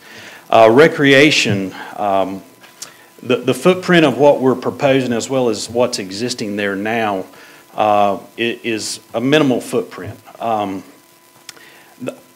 If to minimize flooding is to reduce development, I suppose, of whatever structure it may be, whether a house or a town hall or a recreation facility, most of the structures that we're proposing are either boardwalk or small restroom facilities. From the community input, we received a lot of desire from not only vacationers but also full-time residents for restroom facilities. As you can imagine, there's a demand and a need for that. We've recommended a number of structures there. A lot of this plan is proposed with multimodal bicycle pedestrian facilities. I know there's proposal for bike lanes along WW. I think that'll help with some of the congestion. What we want to do is promote and encourage folks to walk or bike to a park facility versus drive. So I think having that type of multimodal trail, whether it's a boardwalk or whether it's the bike lanes, will help encourage that. I think even restroom facilities will help with that demand. Our existing park facilities, again, the beach is primary destination. You're right. You know, folks are going to visit the beach. It's now town-owned. There's only so much we can do on the beach. We can control access sites. We can control what we do. We can control parking there in some, as long as it meets the local, state, and federal regulations. Comfort facilities with restrooms, benches, and so forth. We have some control over town-owned property, and that's what we've included. Albeit, the beach obviously is a large walking trail for us all. And so we don't discount that, but it's typically not included as I guess it's the big elephant in the room. It's the main recreation facility in our community, as well as many of the Brunswick County communities there, but it's not owned by the town, so we didn't propose any recommendations there because it's, in many ways, it's hard to improve what's there now. It's an awesome beach. And continuing on, see some of the comments I know with regards to programming. Programming has evolved and will continue to evolve as we change in our culture. COVID's changed recreation programming. So we want to keep that open. I think there are a lot of opportunities. They'll continue. Trends come and go. And so as we move, I know Christy's done a great job in recreation programming. She doesn't have a lot of staff, does she? So there's only so many additional programs that we can add until there's additional staffing. One thing we noted in the plan is as we add, as we grow, we want to make sure we have adequate staffing to meet the additional facilities. That goes hand in hand with programming as well. I know there was a question about the timing of things, and there's in your appendix, and Appendix D is your capital improvements plan. And that identifies the priorities as we move through year by year. As Ms. Ferguson mentioned, this is a living document. It's a guide, it's a compass. It's not set in stone. There's going to be things that are going to come and go. There's things going to move ahead possibly, or as funding comes in, opportunity for a Part F grant, that may make opportunities to change and priorities to change. However, we wanted to have at least some idea of when things are planned and appropriated, so that when there's a question to the town, well, when is this going to happen? We've got that guide to look onto. So with regard to restroom facilities, comfort facilities, we're proposing, I believe, 5 in that 10-year period. I know the 796 is planned for the 23-24 period. Sometimes we don't get very detailed and specific because it gives the town flexibility. And I think that's, if we get too defined, then it kind of puts your stake in the ground, and it allows the Parks and Recreation staff or town staff to open up and get additional feedback from the public, what might be appropriate, what might not be. For instance, Scotch Bonnet Park. We know that we know what the general demand is for many of the recreation elements throughout the town from the public. So we're recommending some general improvements, but we feel like as we get closer to that time for implementing Scotch Bonnet, if there's still the community will, then a more specific plan needs to be developed so that we can truly understand what the public needs, has some vetting, some additional input, so that we feel really strong in what we're proposing. And as you know, in 5 years, trends can change, as you can imagine. So there may be new things that come up within this next 10-year period that we want to think about. I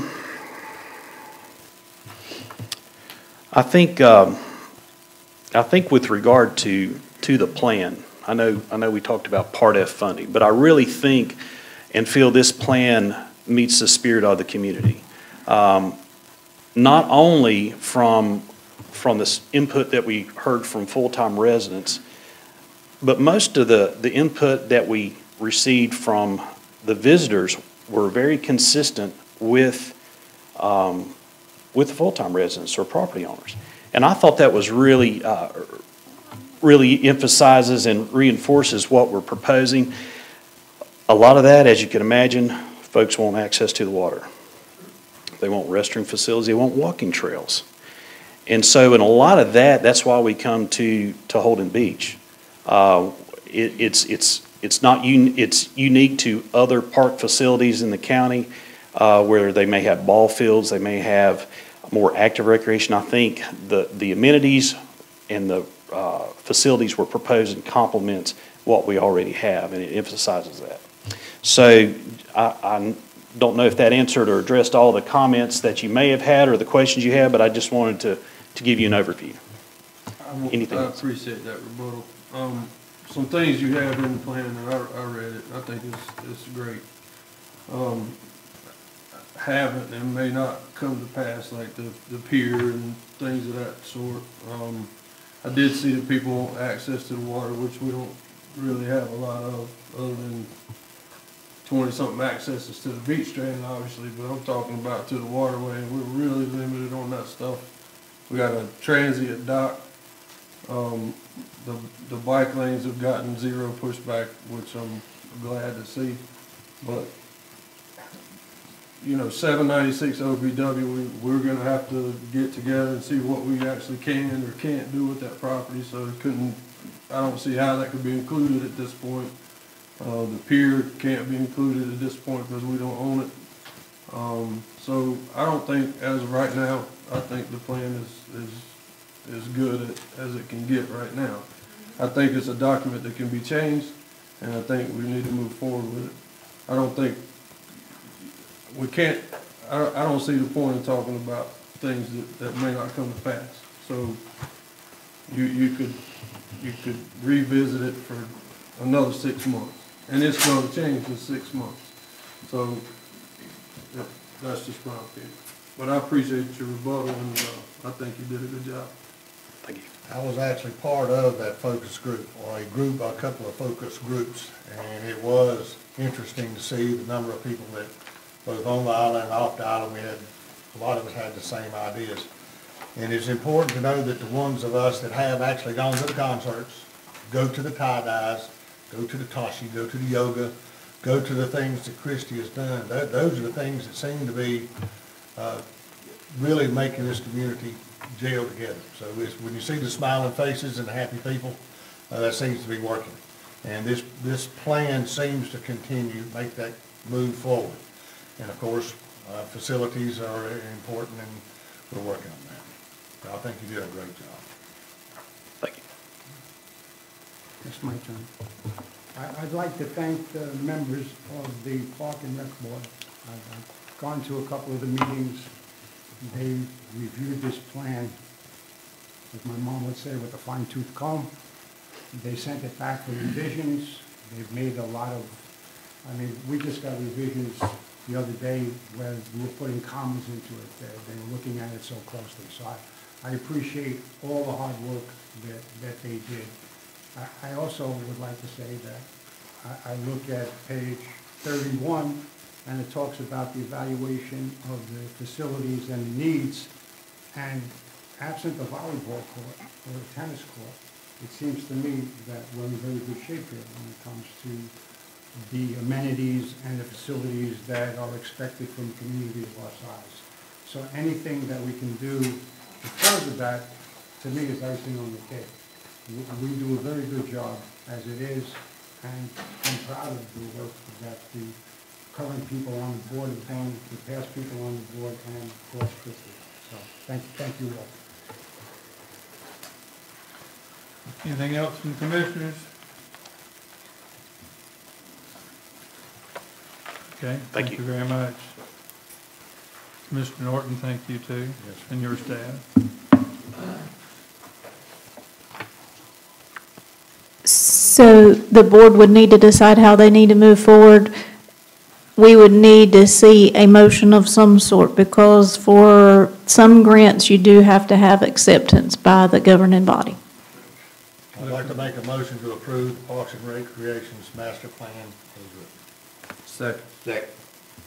Have a motion, a second, discussion. Hearing none, all in favor say aye. Aye. Opposed, say no. No. 4-1, Madam Clerk. Lieutenant Dilworth, police report. We all thank you and your department for a good job too, sir. Thank you, sir. Thank you, rest of the commissioners. Chief's on vacation, so that's why I'm here. You can do it, Frank. He's in the mountains on 2 wheels, so I understand getting very wet today. So, we experienced a normal decline after Labor Day weekend in the amount of visitors and traffic and call volume. We had planned that weekend to do a traffic checking station, a Booze It and Lose It campaign that, if you remember, we did one Memorial Day weekend, and was fairly successful. But we had a staffing shortage due to COVID that has since rectified itself. We're back up with everybody back to work, so we had to forego checking station. Next major event we have is the Run Holden Beach Half Marathon, which is October the 9th. As y'all may or may not know, that's put on by Coastal Race Productions in coordination with the town. We have not had all of our meetings with them, but we're well underway. I believe Monday is the next time we meet with them to further finalize everything. But so everybody understands, we involve the Brunswick County Sheriff's Department, Tri-Beach Fire Department, Brunswick County EMS, Department of Transportation. They all come in to support this because it's an event that occurs on and off the island. I don't think the route has changed significantly from 2019 when we had it, other than maybe some directions. But it will affect Old Ferry Road, Old Ferry Connection, the Causeway, Sabbath Home Road between the traffic light and the fire department, and then the island basically in its entirety. They will cone off this Ocean Boulevard. The traffic will be, what's the word? Piloted. There'll be a pilot vehicle that they provide from High Point Street, possibly to the traffic light, at least to the mainland side of the island. So it'll be one-way traffic from High Point to at least Cedar Landing Road. Race starts promptly at 7 a.m., and I mean, he cuts them loose at 7 a.m. and 0 seconds when they take off.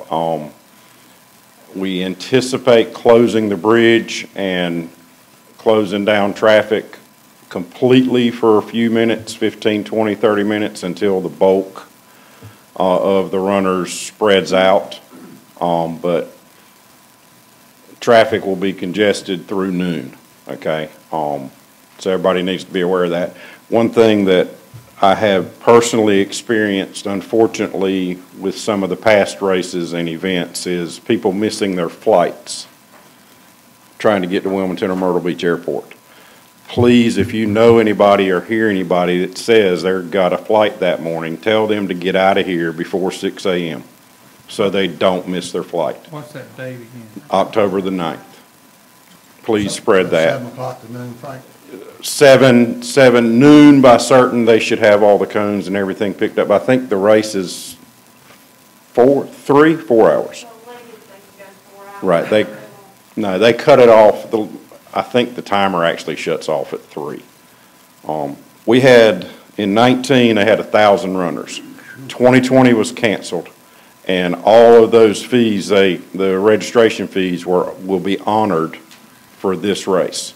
So it's not unreasonable to think there could be 1,500 to 2,000 people. Okay, so yeah. So that's our next big event. Let's see, remind everybody pets, you can be back on the beach with your pets all the time. Remember, when you're off of your own personal property, they still have to be on a hard leash, okay? And you still have to clean up after them. Speed limit changes October 1st from Greensboro Street west to 45, okay?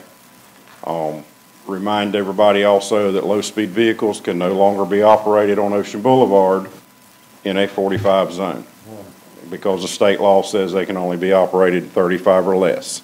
So if you have one beyond, if you live beyond Greensboro Street west, you can operate it on any of the side streets because they're all 25s. But you cannot come out on Ocean Boulevard other than go to directly cross it to a beach access or another residence. Anything this side is still open.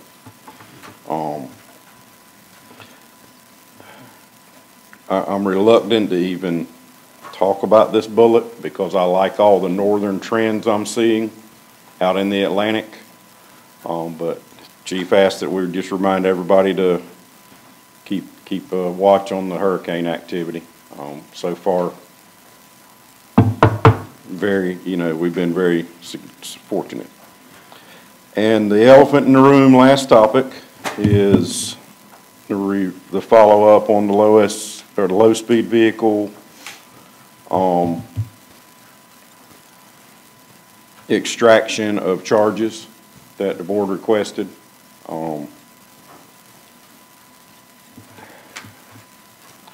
We issued in the month of August, as I understand that this is what I was supposed to deliver, we issued 5 state citations specifically to the low-speed vehicles and 2 town parking citations specifically to low-speed vehicles. So that's all I have unless anybody has any questions. No, Frank, I just, in watching these golf carts over the summer, it's just hard to imagine in a 30-day period, there were only 5 infractions. Within a 30-minute period, I can watch 20 golf carts go by my house, and 1 will have their seatbelts on. So it's unbelievable that you could only write 5 tickets in a month's period of time. Well, That's my comment. I think the best response to that is only that we look at the big picture on the island and enforce things as we observe them. We still did have a a call volume. If you saw the report, we still had 483 other events in the month of August. So, you know. I hate to wait till somebody gets hurt. Okay. All right, thank you, sir. Thank y'all. Mr. Hewitt? Yes, sir. Following up to last month's rough draft, proposed amendment to the fee schedule for system development fees. As a reminder, the proposed ordinance revision before you was based on the report FY22 created by Raftelis, and y'all have adopted an effective date of October the 1st, 21 for that report. The proposed fees are for, as shown in the ordinance, $460 per bedroom for a water system development fee, and for the sewer system development fee, $2,240 per bedroom, with the credit for prior paid sewer share fees an amount equal up to $2,240 per bedroom. The credit still remains the same. It's just that the sewer share fee or system development fee is amended to reflect the per bedroom cost of $2,240. That's before the board for your consideration.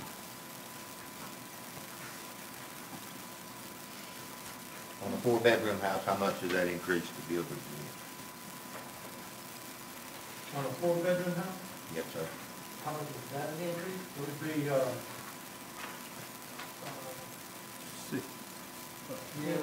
whatever the difference is between the water cost now and that water, but there's no cost for the sewer share fee if they've already paid that original fee. It's 60, 160 or 60? Excuse me? Just trying to remember what it is. It's 100. It's 100. It's $100 a bedroom. So 60 now, we go to 4, what is it? 460. So that's the real only difference. But you also have to remember that. Coming down on the sewer side. Yeah. You also have to remember that when this fee was first developed, it developed and did away with the impact, the stormwater impact fees and those fees. And this has been a long developing since we started. And those fees averaged $1,400 a home. Over I took out 5 homes. Brandon took out 5 homes. And so those fees went away. So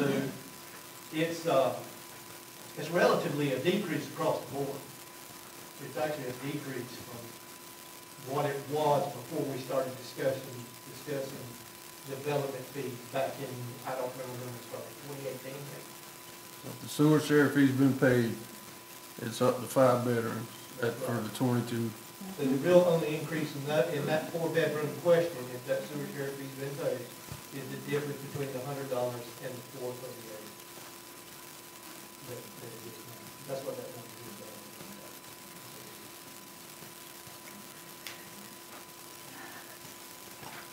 When we discussed this back in 2018, and there was a significantly different study with significantly higher sewer fee in particular, at that point in time, the discussion about accepting the fees as is also centered on the fact that basically the town needs money to put into these reserves. Okay, so that decision went back and forth and went back to setting something that was basically a neutral impact as much as possible. But what is the difference today that we're not saying we should get the most we can from the water system development fee, because I don't see that we need the money for our reserve accounts any less than we did 3 years ago. And again, when I looked at it, and I put it in writing what I said last month and what I think, is at the very least, we should be neutral with what the total in fees would be compared to what exists today for any kind of building activity, which would mean the water system development fee should be $560 per bedroom, so that no building development activity is going to pay less moving forward than it would have paid in the past couple of years. So I actually move that the water system development fee should be $560 per bedroom rather than $460, and the sewer development fee, the $22.40 as allowed. Is there a second?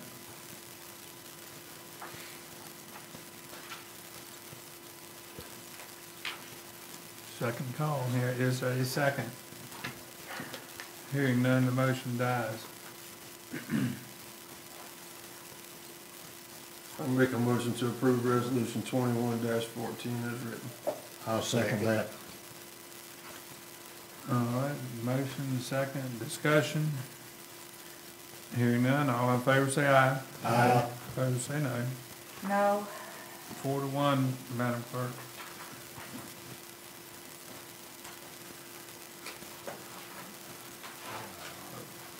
Mr. Hewitt? Yes, sir. Following up to last month's direction for the staff to meet with the two vendors that ranked highest in response to the request for proposals on a parking firm, the staff did. We met via Zoom or telephonically with Premium Parking and Auto to see which firm would be better suited to implement a paid parking program for the town. Had 6 staff members participate in the process, inquiring as to price, user interface, and some of the program implementation logistics. AutoConnect was unanimously selected as the staff's recommendation to the board, and the next step is for the board to consider approving Auto as the town's parking vendor and to have a contract prepared for further consideration.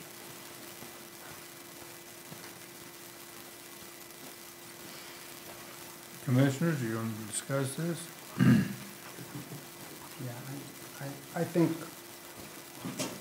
that, unless I'm mistaken, I don't think we've, as a board, approved paid parking yet. And so I think it's premature to award the contract to the vendor until we approve paid parking and actually know what we're going to ask the vendor to do. For argument's sake, the parking committee was going to discuss things. There's been some discussion about preventing people from parking in their right of way. Every available spot on ground is going to have to be a paid spot. We haven't made that decision yet. That hasn't been recommended. You know, the parking committee hasn't made the recommendation to the board of what they would want the parking to look like, paid parking to look like.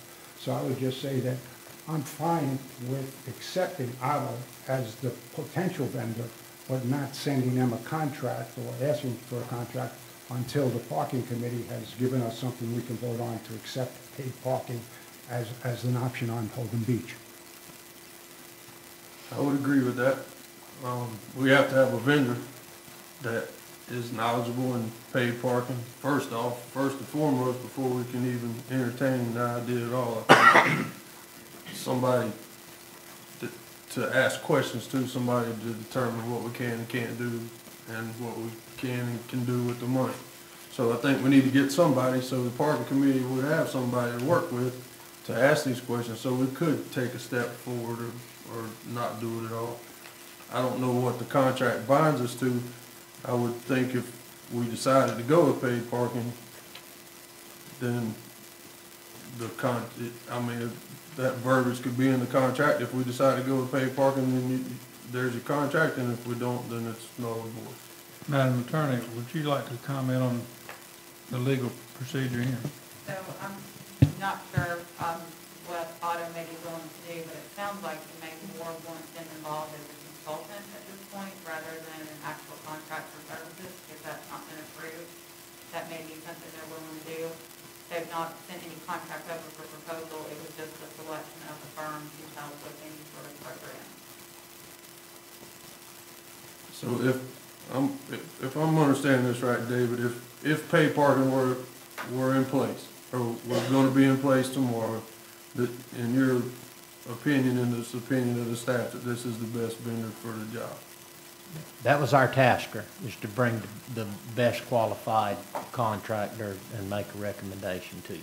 And I make a motion that we approve Otto as the town's parking vendor if paid parking does come to pass at Holden Beach. Second.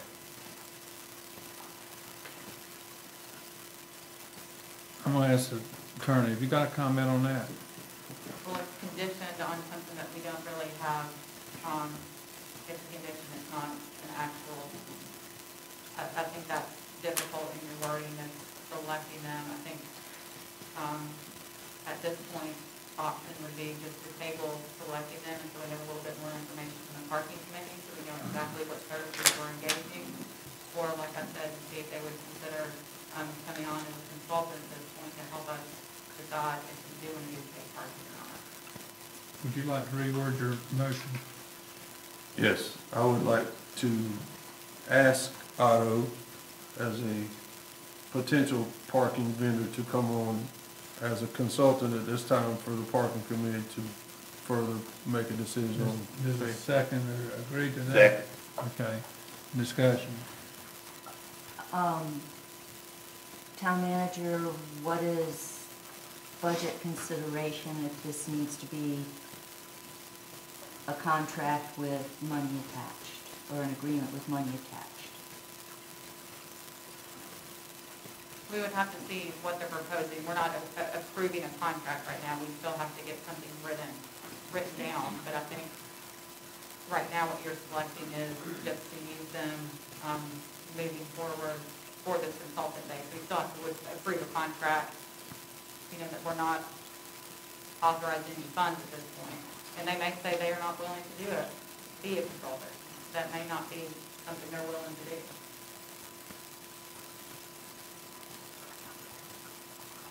We absolutely cannot move forward in any direction without the assistance of some parking vendor.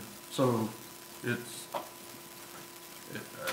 just think it's something that we have to do.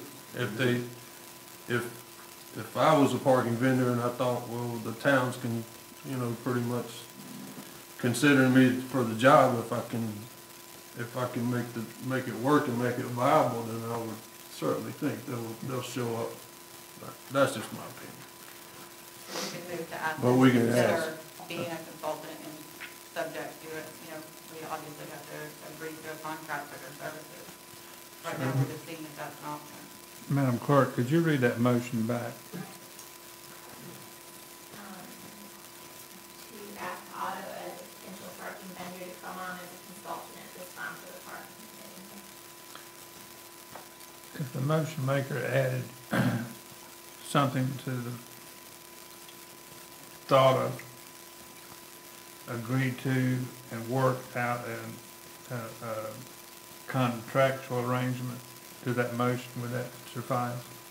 I think I need a little bit more specifics on what the actual, I believe you made the point the that, amended motion, I guess, is at this point. yeah, that's what I'm asking, if he amended his motion to go beyond what's stated in the motion to enter into a contractual agreement. Not making any sense. To be a consultant. Yeah. But again, right now, we don't have a contractual agreement with them. We've not seen a contract. And that's my whole So I think point. what we need to do is propose to see if they would engage in that service. And that's the point I'm We trying can't really agree to to that make. right now because we don't have a contract to approve or not, or know what they're willing to do.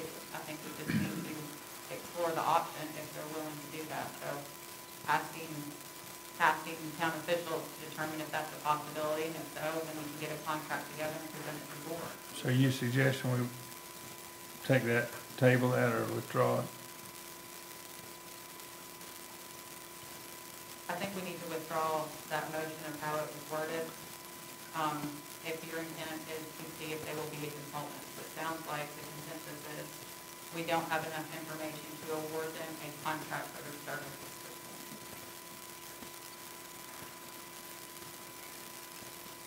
I'll withdraw the motion. Let's see if I can reword it. Yeah. Can I help? Can I Yeah, help? we need some help. Yeah.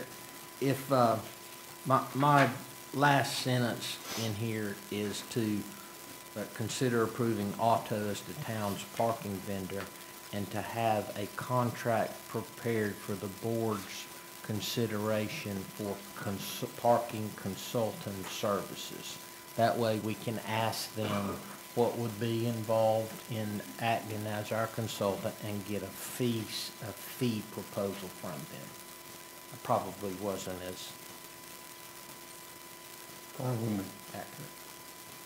Yeah, and that way we can bring a parking consultant services proposal back to the board. You got that, Madam Clerk? Commissioners understand the motion? Any more discussion? All in favor, say aye. Aye. Opposed, say no. Okay. Number 14 on our agenda. Ms. Ferguson?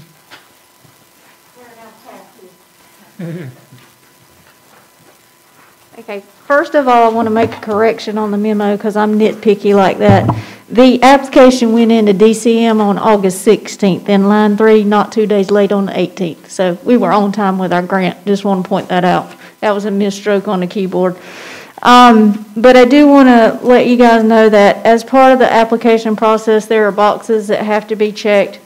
The town manager worked diligently with DCM to take this preliminary grant application, which we turned in April at the direction of the board, from what was proposed with these properties at that time, to ask if, when they approved our prelim app, if the money they had approved could be moved to this final app that they invited us to do, and they agreed to that. We had multiple conversations with them to update them on the process as it went along. The final grant application was for the 50-foot wide oceanfront lot only, for monies to be applied to that because of the lack of clarity that DCM currently has regarding their funding policy and paid parking and what the monies that are collected for that can be used for. So it would only be for the oceanfront 50-foot lot. It was for $180,460. And if the grant is awarded, you guys would still have to choose to accept the funds, but it does require that it be on an agenda. And based on our timing and what we were having to do, they said, go ahead and submit what you have, and then as things come along, please send them our way. So there are some follow-up documents that we need to send, but we need to right now check the box that says it's been on a public agenda. So to move forward, you guys, someone would need to have a motion to have the grant application considered for funding for DCM, and they know this is happening retroactively is what we were guided to do. I just have one question, Chris. So at this point, for this particular 50 feet of the property we're discussing purchasing, there's still a question whether we could charge paid parking in that 50-foot area or for the whole piece of property? Not for the whole, we separated it out because we wanted this to be free and clear of any rules that may come with paid parking with the others. Because right now with the CRC, they're voting on language, and it sounds like they're going with, if you have paid parking at a site that they fund, that it has to be for the purpose of maintaining that site only. So we carved out just this access point and not the other part where we're considering parking. That's going back before them in November, but they voted pretty unanimously and strong about it this past week. I'd like to make a motion then to have the grant application set for funding by the Division of Coastal Management. Second. Discussion? Hearing none, all in favor say aye. Aye. Opposed say no. Unanimous. Thank you, Ms. Ferguson. Thank Mr. you. Hewitt, number 15. Yes, sir. We've received the first allotment of ARP funding. That funding allotment was actually a little bit higher than we had initially estimated in the budget, to the tune of $807.55. That amount, the same amount, should come to us next year.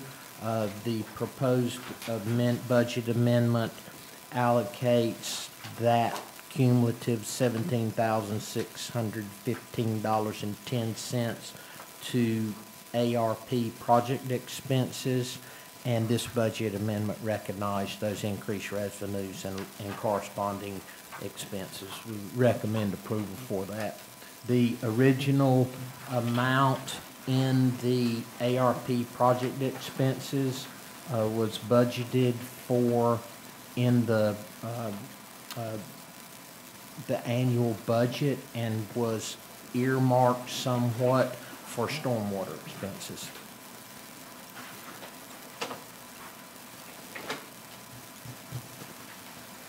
Discussion, anybody?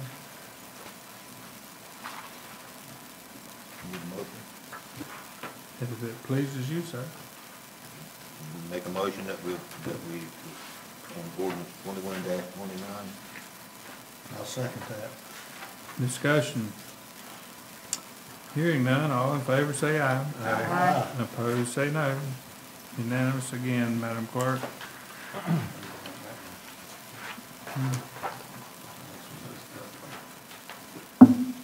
All right. Ms. Ferguson? Yes, sir. Yeah, before you, budget ordinance 21-30.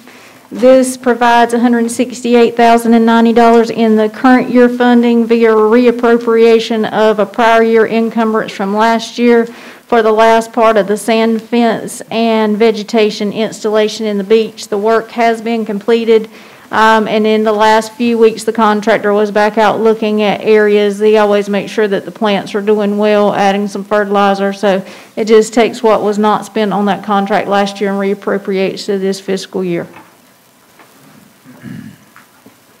Looking for a motion. Motion to adopt ordinance 21-30. Second. Motion made and seconded. Any discussion?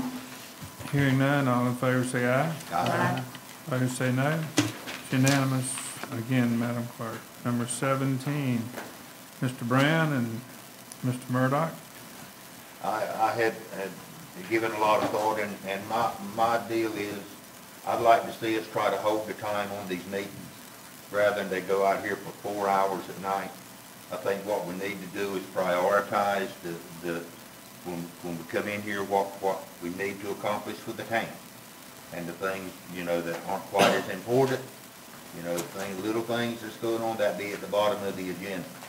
And then, like, after 2.5 hours, at 2 hours we sound, to let you know we got 30 more minutes to get the town business done, and at which time we adjourn. If we're not completely finished, then we'll have to have another meeting, but probably that next meeting will be at the next monthly meeting.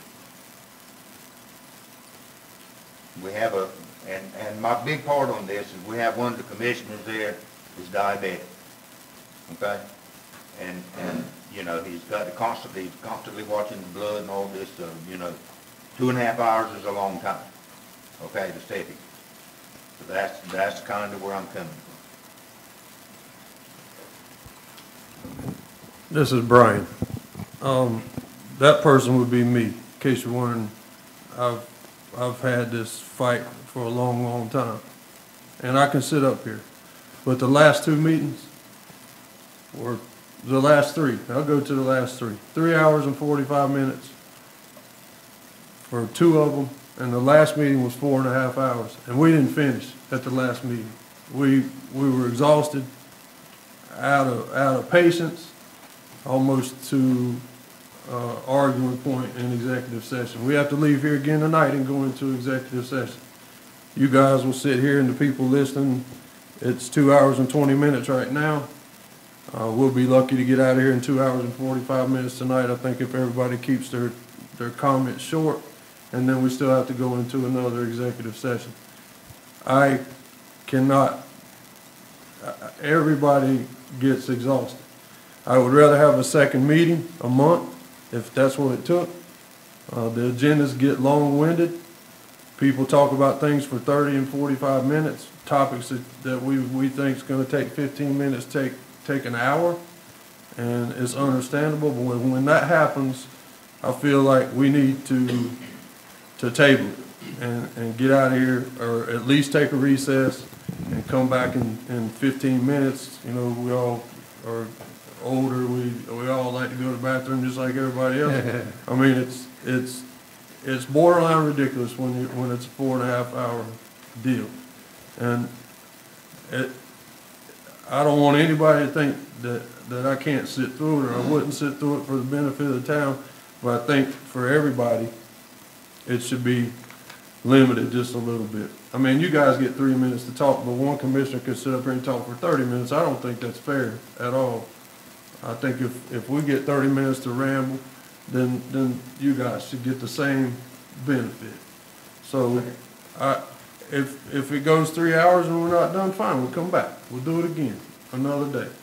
I don't have a problem meeting 4 times a month if that's what it takes to get it all done. I just think at one sitting that we need to come up with a compromise on how long it can actually go. And I think at 3 hours, 2.5, you got to say okay, and then at 3 hours, you know, we just need to get up. And I'll make a motion that we limit the meetings to somewhere between 2.5 and 3 hours. Second. Can I put some input in for a moment? When it comes to the agenda, once the agenda is approved, those items have to be read.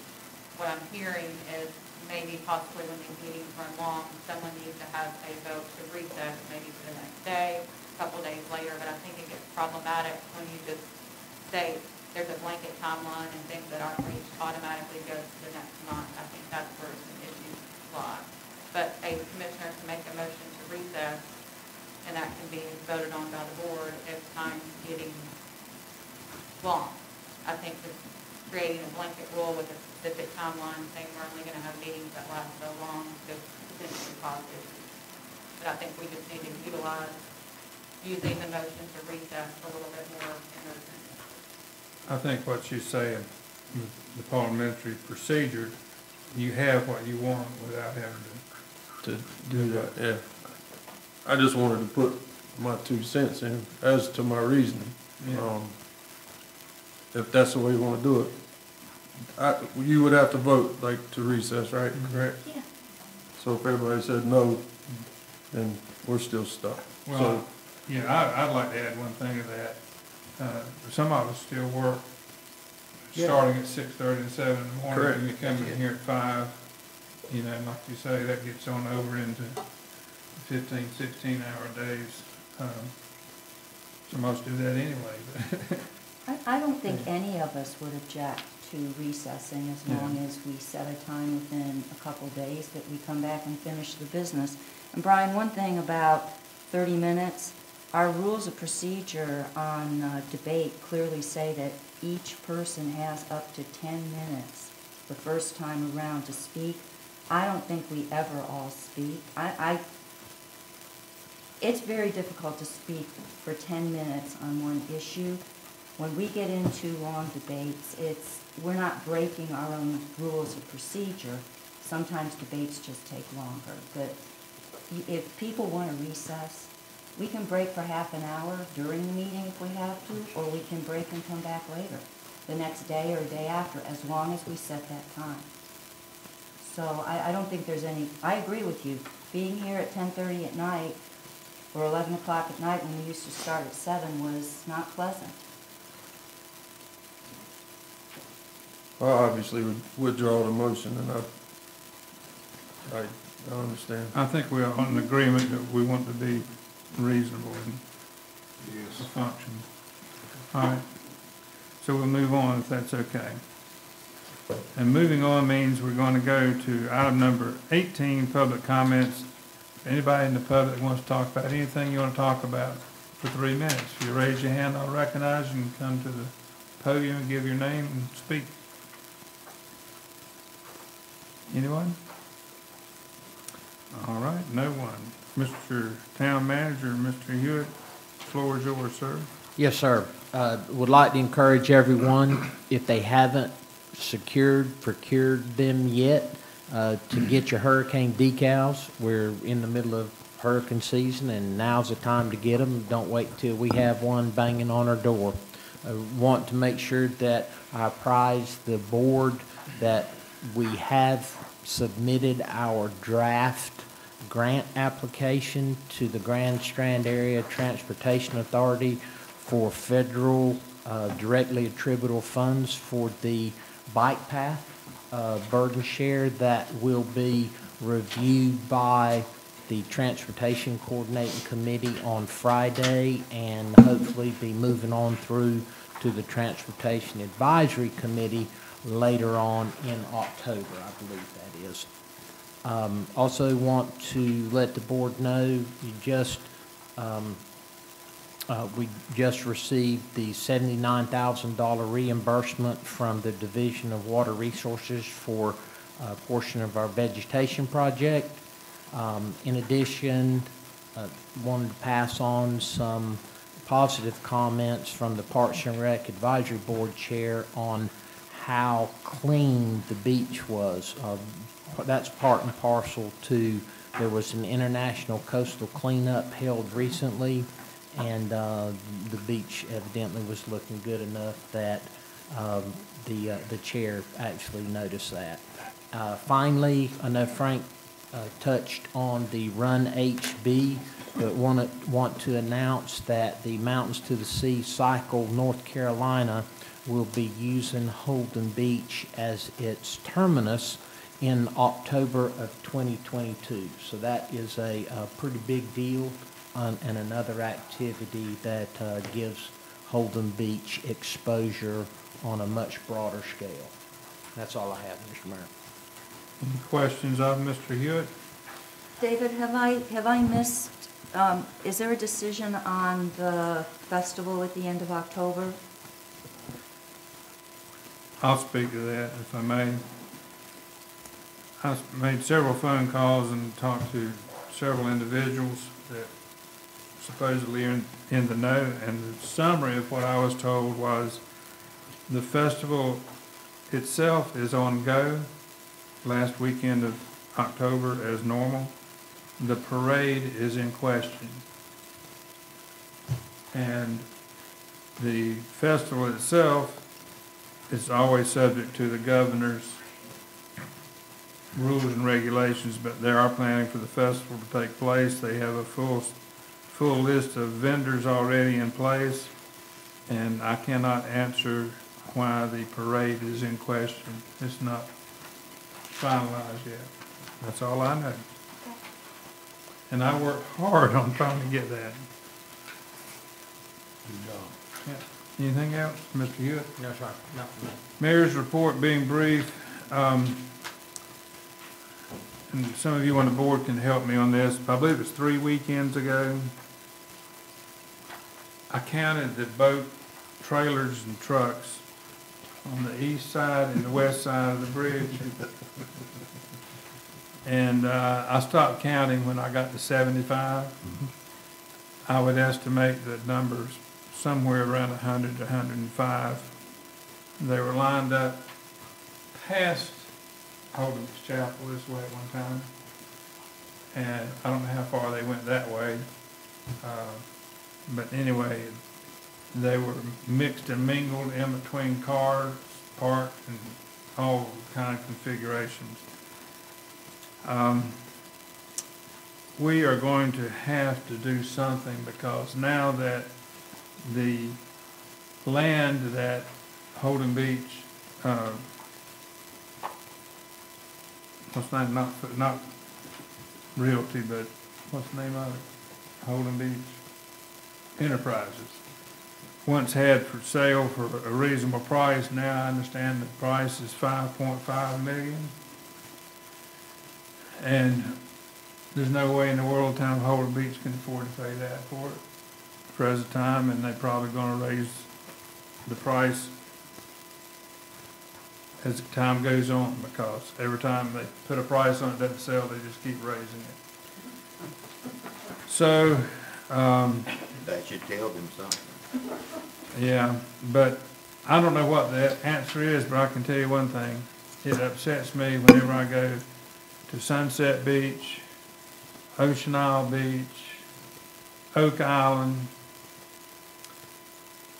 Everybody, it seems, on an island in Brunswick County, except Bald Head, has a better boat ramp facility than we do. They can accommodate more boats, more parking. We have the smallest, most out-of-date, most unsafe boat ramp facility for any of the municipalities in our islands. It's embarrassing. And the phone calls that I've had over the last couple of weeks, people are talking about almost fist fights, people waiting in line, people saying that they wait in the boat line over an hour to get to the ramp, to tie their boat up so they can go get their vehicle to back it down. One man told me it took him over an hour and a half from the time he got to the fenders at the bridge in his boat to the time he got his vehicle in the water and his boat out. Another man told me he got to the boat ramp at 5:15 in the morning and didn't get his boat in the water until over an hour later. Something's going to have to be done, because whenever this Holden Beach Enterprise property is gone, where are all these people going to go? I don't know. And I don't know whether we need to have a committee on this or what it is, but when we come to the meeting, and Madam Clerk, I'm going to ask something I hardly ever do. I don't even remember the last time I did it, but I'm going to ask that this boat ramp and boat parking, trailer parking be on the agenda for the next meeting. I mean, we got to do something. And that may involve with us asking wildlife and maybe some other state officials to be here and give an opportunity for these people that are complaining and calling me and burning my ears, and I'm sure the rest of you are getting the same thing. The people up the line need to hear what we're hearing, because somebody's going to get hurt, somebody's going to get mad, somebody's going to shoot somebody, drown somebody or something. And the other thing is, when you go to the other boat ramps, the concrete finish is much safer than the concrete finish that we have on this. I mean, it's all you can do to stand up. And for an old fat man like me, it's especially hard when you get out and try to navigate around. So we need some help, and yeah, I'm still putting on weight. So anyway, I want that on the agenda next meeting, please, if nobody objects. No wake zone, Lord have mercy. I don't know whether this needs to be part of that same subject. If not, I want that on the agenda as well. We have a no wake zone from essentially Betty's Waterfront Restaurant to the west end of Yachtawat subdivision, and the boats run under the bridge wide open, the jet skis run under the bridge wide open. I know I live on South Shore about half the time and 191 East about half the time. But my neighbors, there are 5 boat docks within a couple hundred yards of my house that have had work done on them this year, beating and banging from some of the bigger boats going through there, making wakes. The laws are on the books, and we need to do, in my opinion, what the law states that the town of Holden Beach should do. So I would like to address that. Festival by the Sea, we talked about hurricane season, police department's covered, but remember, I always say October the 15th, if there's not a storm in sight, then we made it. So that means we've got about 30 more days and we should be okay. That's the end of my rambling tonight. I feel very strongly about the topics I've addressed, though. With that, Mr. Brown, what do you have? You seem to have covered everything pretty well. All right, Mr. Smith. Well, first of all, I want to thank Christie and the Parks and Rec Board for all the hard work on getting this master plan put together. That wasn't done, like you said, we went over with a fine-tooth comb. I even had some comments as part of the focus groups. It wasn't something that just fell out of the sky. There was a lot of hard work, and that's very much appreciated. As for the low-speed vehicles, the golf carts, state regulation enforcement, there seems to be a disconnect. I don't know why or what is going. I don't understand why that us being always worried about the safety of the people on this island, why that is being overlooked. I also want to thank the town staff for working so hard to find us a good parking vendor. I think if we could get them to come on board and work with us, I think maybe by, as we hope for, maybe by next year we can have some of this in place. But it's been a great summer, great concerts, great activities here. I just hope, like Alan said, we can make it another 3 weeks to get through the danger zone of the hurricane season. And the police department and the rest of the staff for the right turn on Saturdays and stuff. It just seemed to be an easier summer, even though there seemed to be more people here. But I want to thank Alan for talking about this no wake zone. One of the residents has made mention, we've been, Dr. Caldwell and I have been talking about this for months, and there's something on the books, and it just seemed all of a sudden fall off a cliff. So he's working diligently trying to get that worked out, so having that on the agenda for next meeting is a great idea and a move in the right direction. Again, before somebody gets hurt or does a lot of damage to the person's property. Thank you. Mr. Murdoch. I want to pile on to, again, thank the staff. They work hard week in and week out to put this stuff together for the good of the town. And it's not an easy feat, and I've come to realize that really quick. The pier has been a subject of conversation, and I just want to give my opinion. Do we have a solid business plan to purchase a pier at this very second? No. The pier is for sale at this very second and is under contract right now, pending an inspection, which I don't expect to be good at all, and I don't think anybody in the town expects it to be good at all. With that being said, if we let it go, the parking that exists there currently, and if the pier wasn't there and the pier building wasn't there, there is 7 oceanfront lots there that we are procuring at a very good price of $460-some thousand a piece. And I think at the real estate market right now, what are they bringing out in $690 or something like that, if there's any available at all. I realize it'd take about $20,000 a wad up the pier building itself and get it hauled off, and I don't know what it would cost to take the pier down, but at the worst, we would have 7 oceanfront lots, public access, property that's preserved for generations to come and people to come. I'm sure that some knowledgeable individual created, there has to be a way to get that pier fixed, rebuilt, raised up. We may tear it down, rebuild something better than ever there. But everybody wants to know if we have a plan in place to pay for it right this second. We've had some great years of occupancy tax coming in. Part of that money has to be spent on things such as that we can take some of that money if we have to, not all of it. If we do get paid parking implemented, we really don't have any parking spaces right now. I know people think that we do, and Mike said that we got 700, but you can't show them to me. They're all going to be in somebody's yard.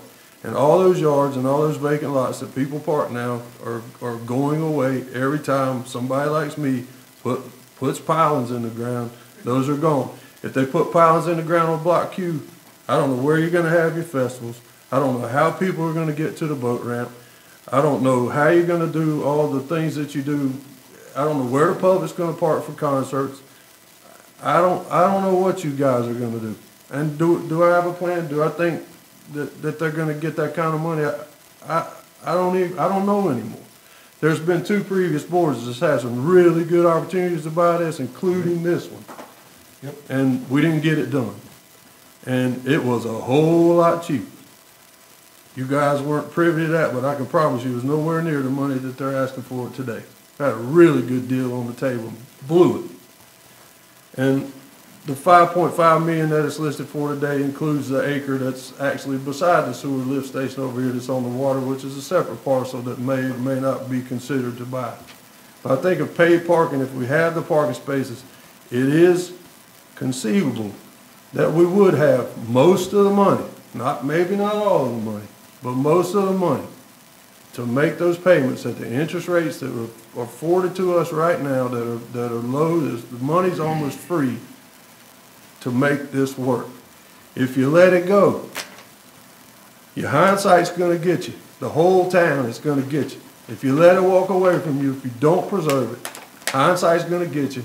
And don't think for 1 second that I'm going to take the brunt of any of that, because I preached it the whole time I've been here. I brought Block Q to this board back in January, and it got shot down. But it wasn't the same board. So you can put the missing piece in there. But it was nowhere near that price, and I'm really disappointed that the town, I think that HBPO is a great information. You put out great information, but I also think some of the information gets a little twisted. And I can drive that bus just as good as you in a different direction. And I think if it was worded the same and you tried to actually get support from the community instead of discourage it or make it look like it's going to be this god-awful burden on everybody. I mean, even if the taxes had to be raised to pay for every bit of it, it'd be $100 and some a year. But y'all been willing to absorb $400 and some for 20 years for sewer. And you've been willing to absorb money for the Central Reach project. Why not $100 a year for the pier? And 7 oceanfront lots. Don't look at the pier. Don't look at the pier building. I understand some of you may never go in it or use it at all. But a hell of a bunch of people do. A hell of a bunch of people do. And if it's a consensus at HBPOA that you don't want people to have parking or access, is that whole canal community right there has no access to that beach, is going to be gone. Then just say it. Put that in your letter, send it out, and say it. But I'm not going to say it. I want people to enjoy this beach. This has always been my beach, and until we're losing every opportunity. Unfortunately, everything's for sale because it's one of the best economic times to sell something. And unfortunately, prices are high, just like the lift station. But I can't do a thing about that. But it's going to get gone. And we have to figure out if there's any way that we can all come together as a community and figure out how to pay for this stuff. And whether we use it or not, that pier never has to open, but it's there if we decide to open it or do something with it in the future. Just like 796 OBW's been sitting there for 2 years. So it's the same principle. We all can do this if we spin it a different way and all come together.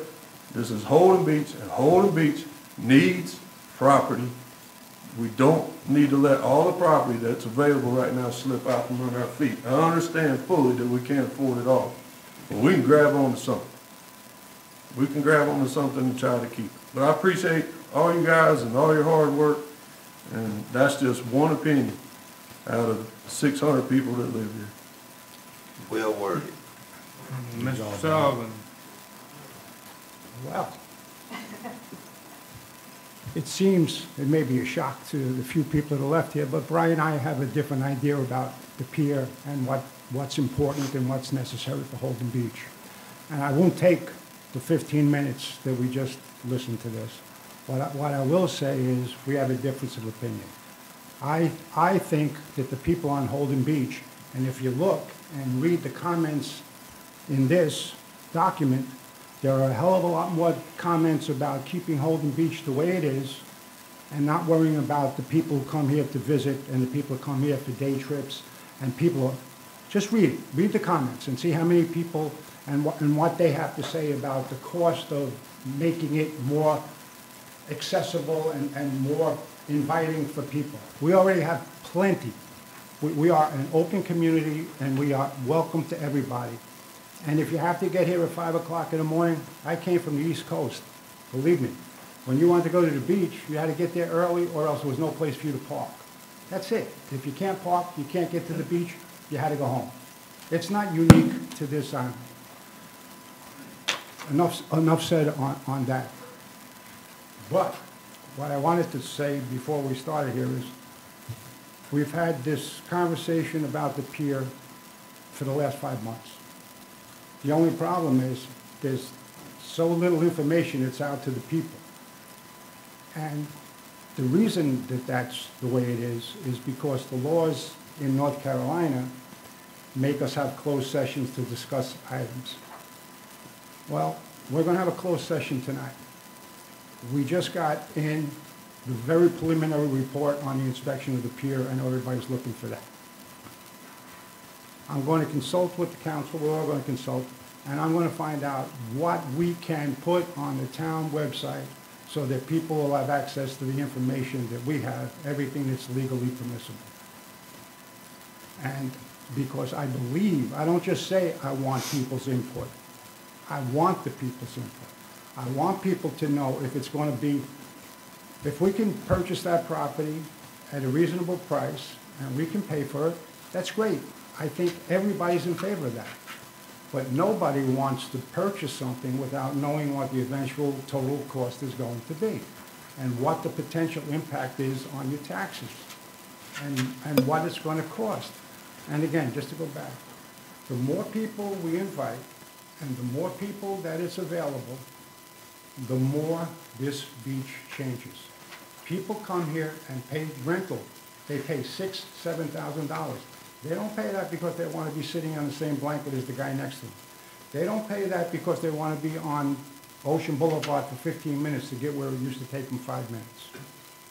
So all of these proposals that will increase the traffic and increase the amount of people on the island, you have to consider how it will affect the people on the island, not just the people who are allowed to go home at the end of the day. Thank you. Ms. Pat? We will be having discussions about the pier, and they'll probably go on for a while yet, but what I will say is the initial discussion around preserving Holden Beach. We want to keep Holden Beach the way it is. So there's a fishing pier. We want to maintain that fishing pier. There's an old restaurant. We don't want to make big changes. We want to have a restaurant there, maybe one a little bit better. This was the initial discussion. I'm not sure where it is anymore, but I can assure you the initial discussions that started all of this were about pretty much trying to maintain the status quo, bringing it back to maybe its glory days a bit.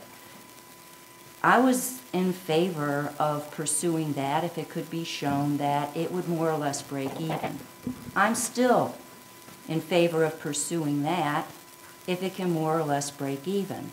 But there's been no assumptions put together, and I believe assumptions could be put together on this that could give a reasonable idea. I don't get when all the discussions start to morph into let's make a boardwalk, let's do this, let's do that. I thought we were trying to maintain something. So I will stay open-minded on that. When it starts to get into a big development, a big change of something, if that's where it's going, that is not where I started out, that's not where I am, and that's not where I'm going to go. So I'd like to thank the HBPOA for what they're doing and all of the people who have written comments. And, you know, we're all going to do the best we can. Thank you. All right, thank you very much, Commissioners. Number 22, executive session. Mr. Murdoch, Ms. Pat? Do you want me to read it? Yeah. Executive session pursuant to North Carolina General Statute 143-318-11A5 to instruct staff or agent concerning the negotiation of the price and terms of contracts concerning the acquisition of real property. Need a motion and Motion. second. Motion and a second to go into executive session. All in favor, say aye. Aye. Opposed? One into executive? Okay, so you took us back to regular session, is that where we were? Back to regular session, it's up to you. All right, so now you want to recess to Wednesday morning at 8 o'clock? Yes, sir. Make the motion. Next Wednesday, not tomorrow. Motion to recess until next Wednesday morning at 8 a.m. Second. All in favor?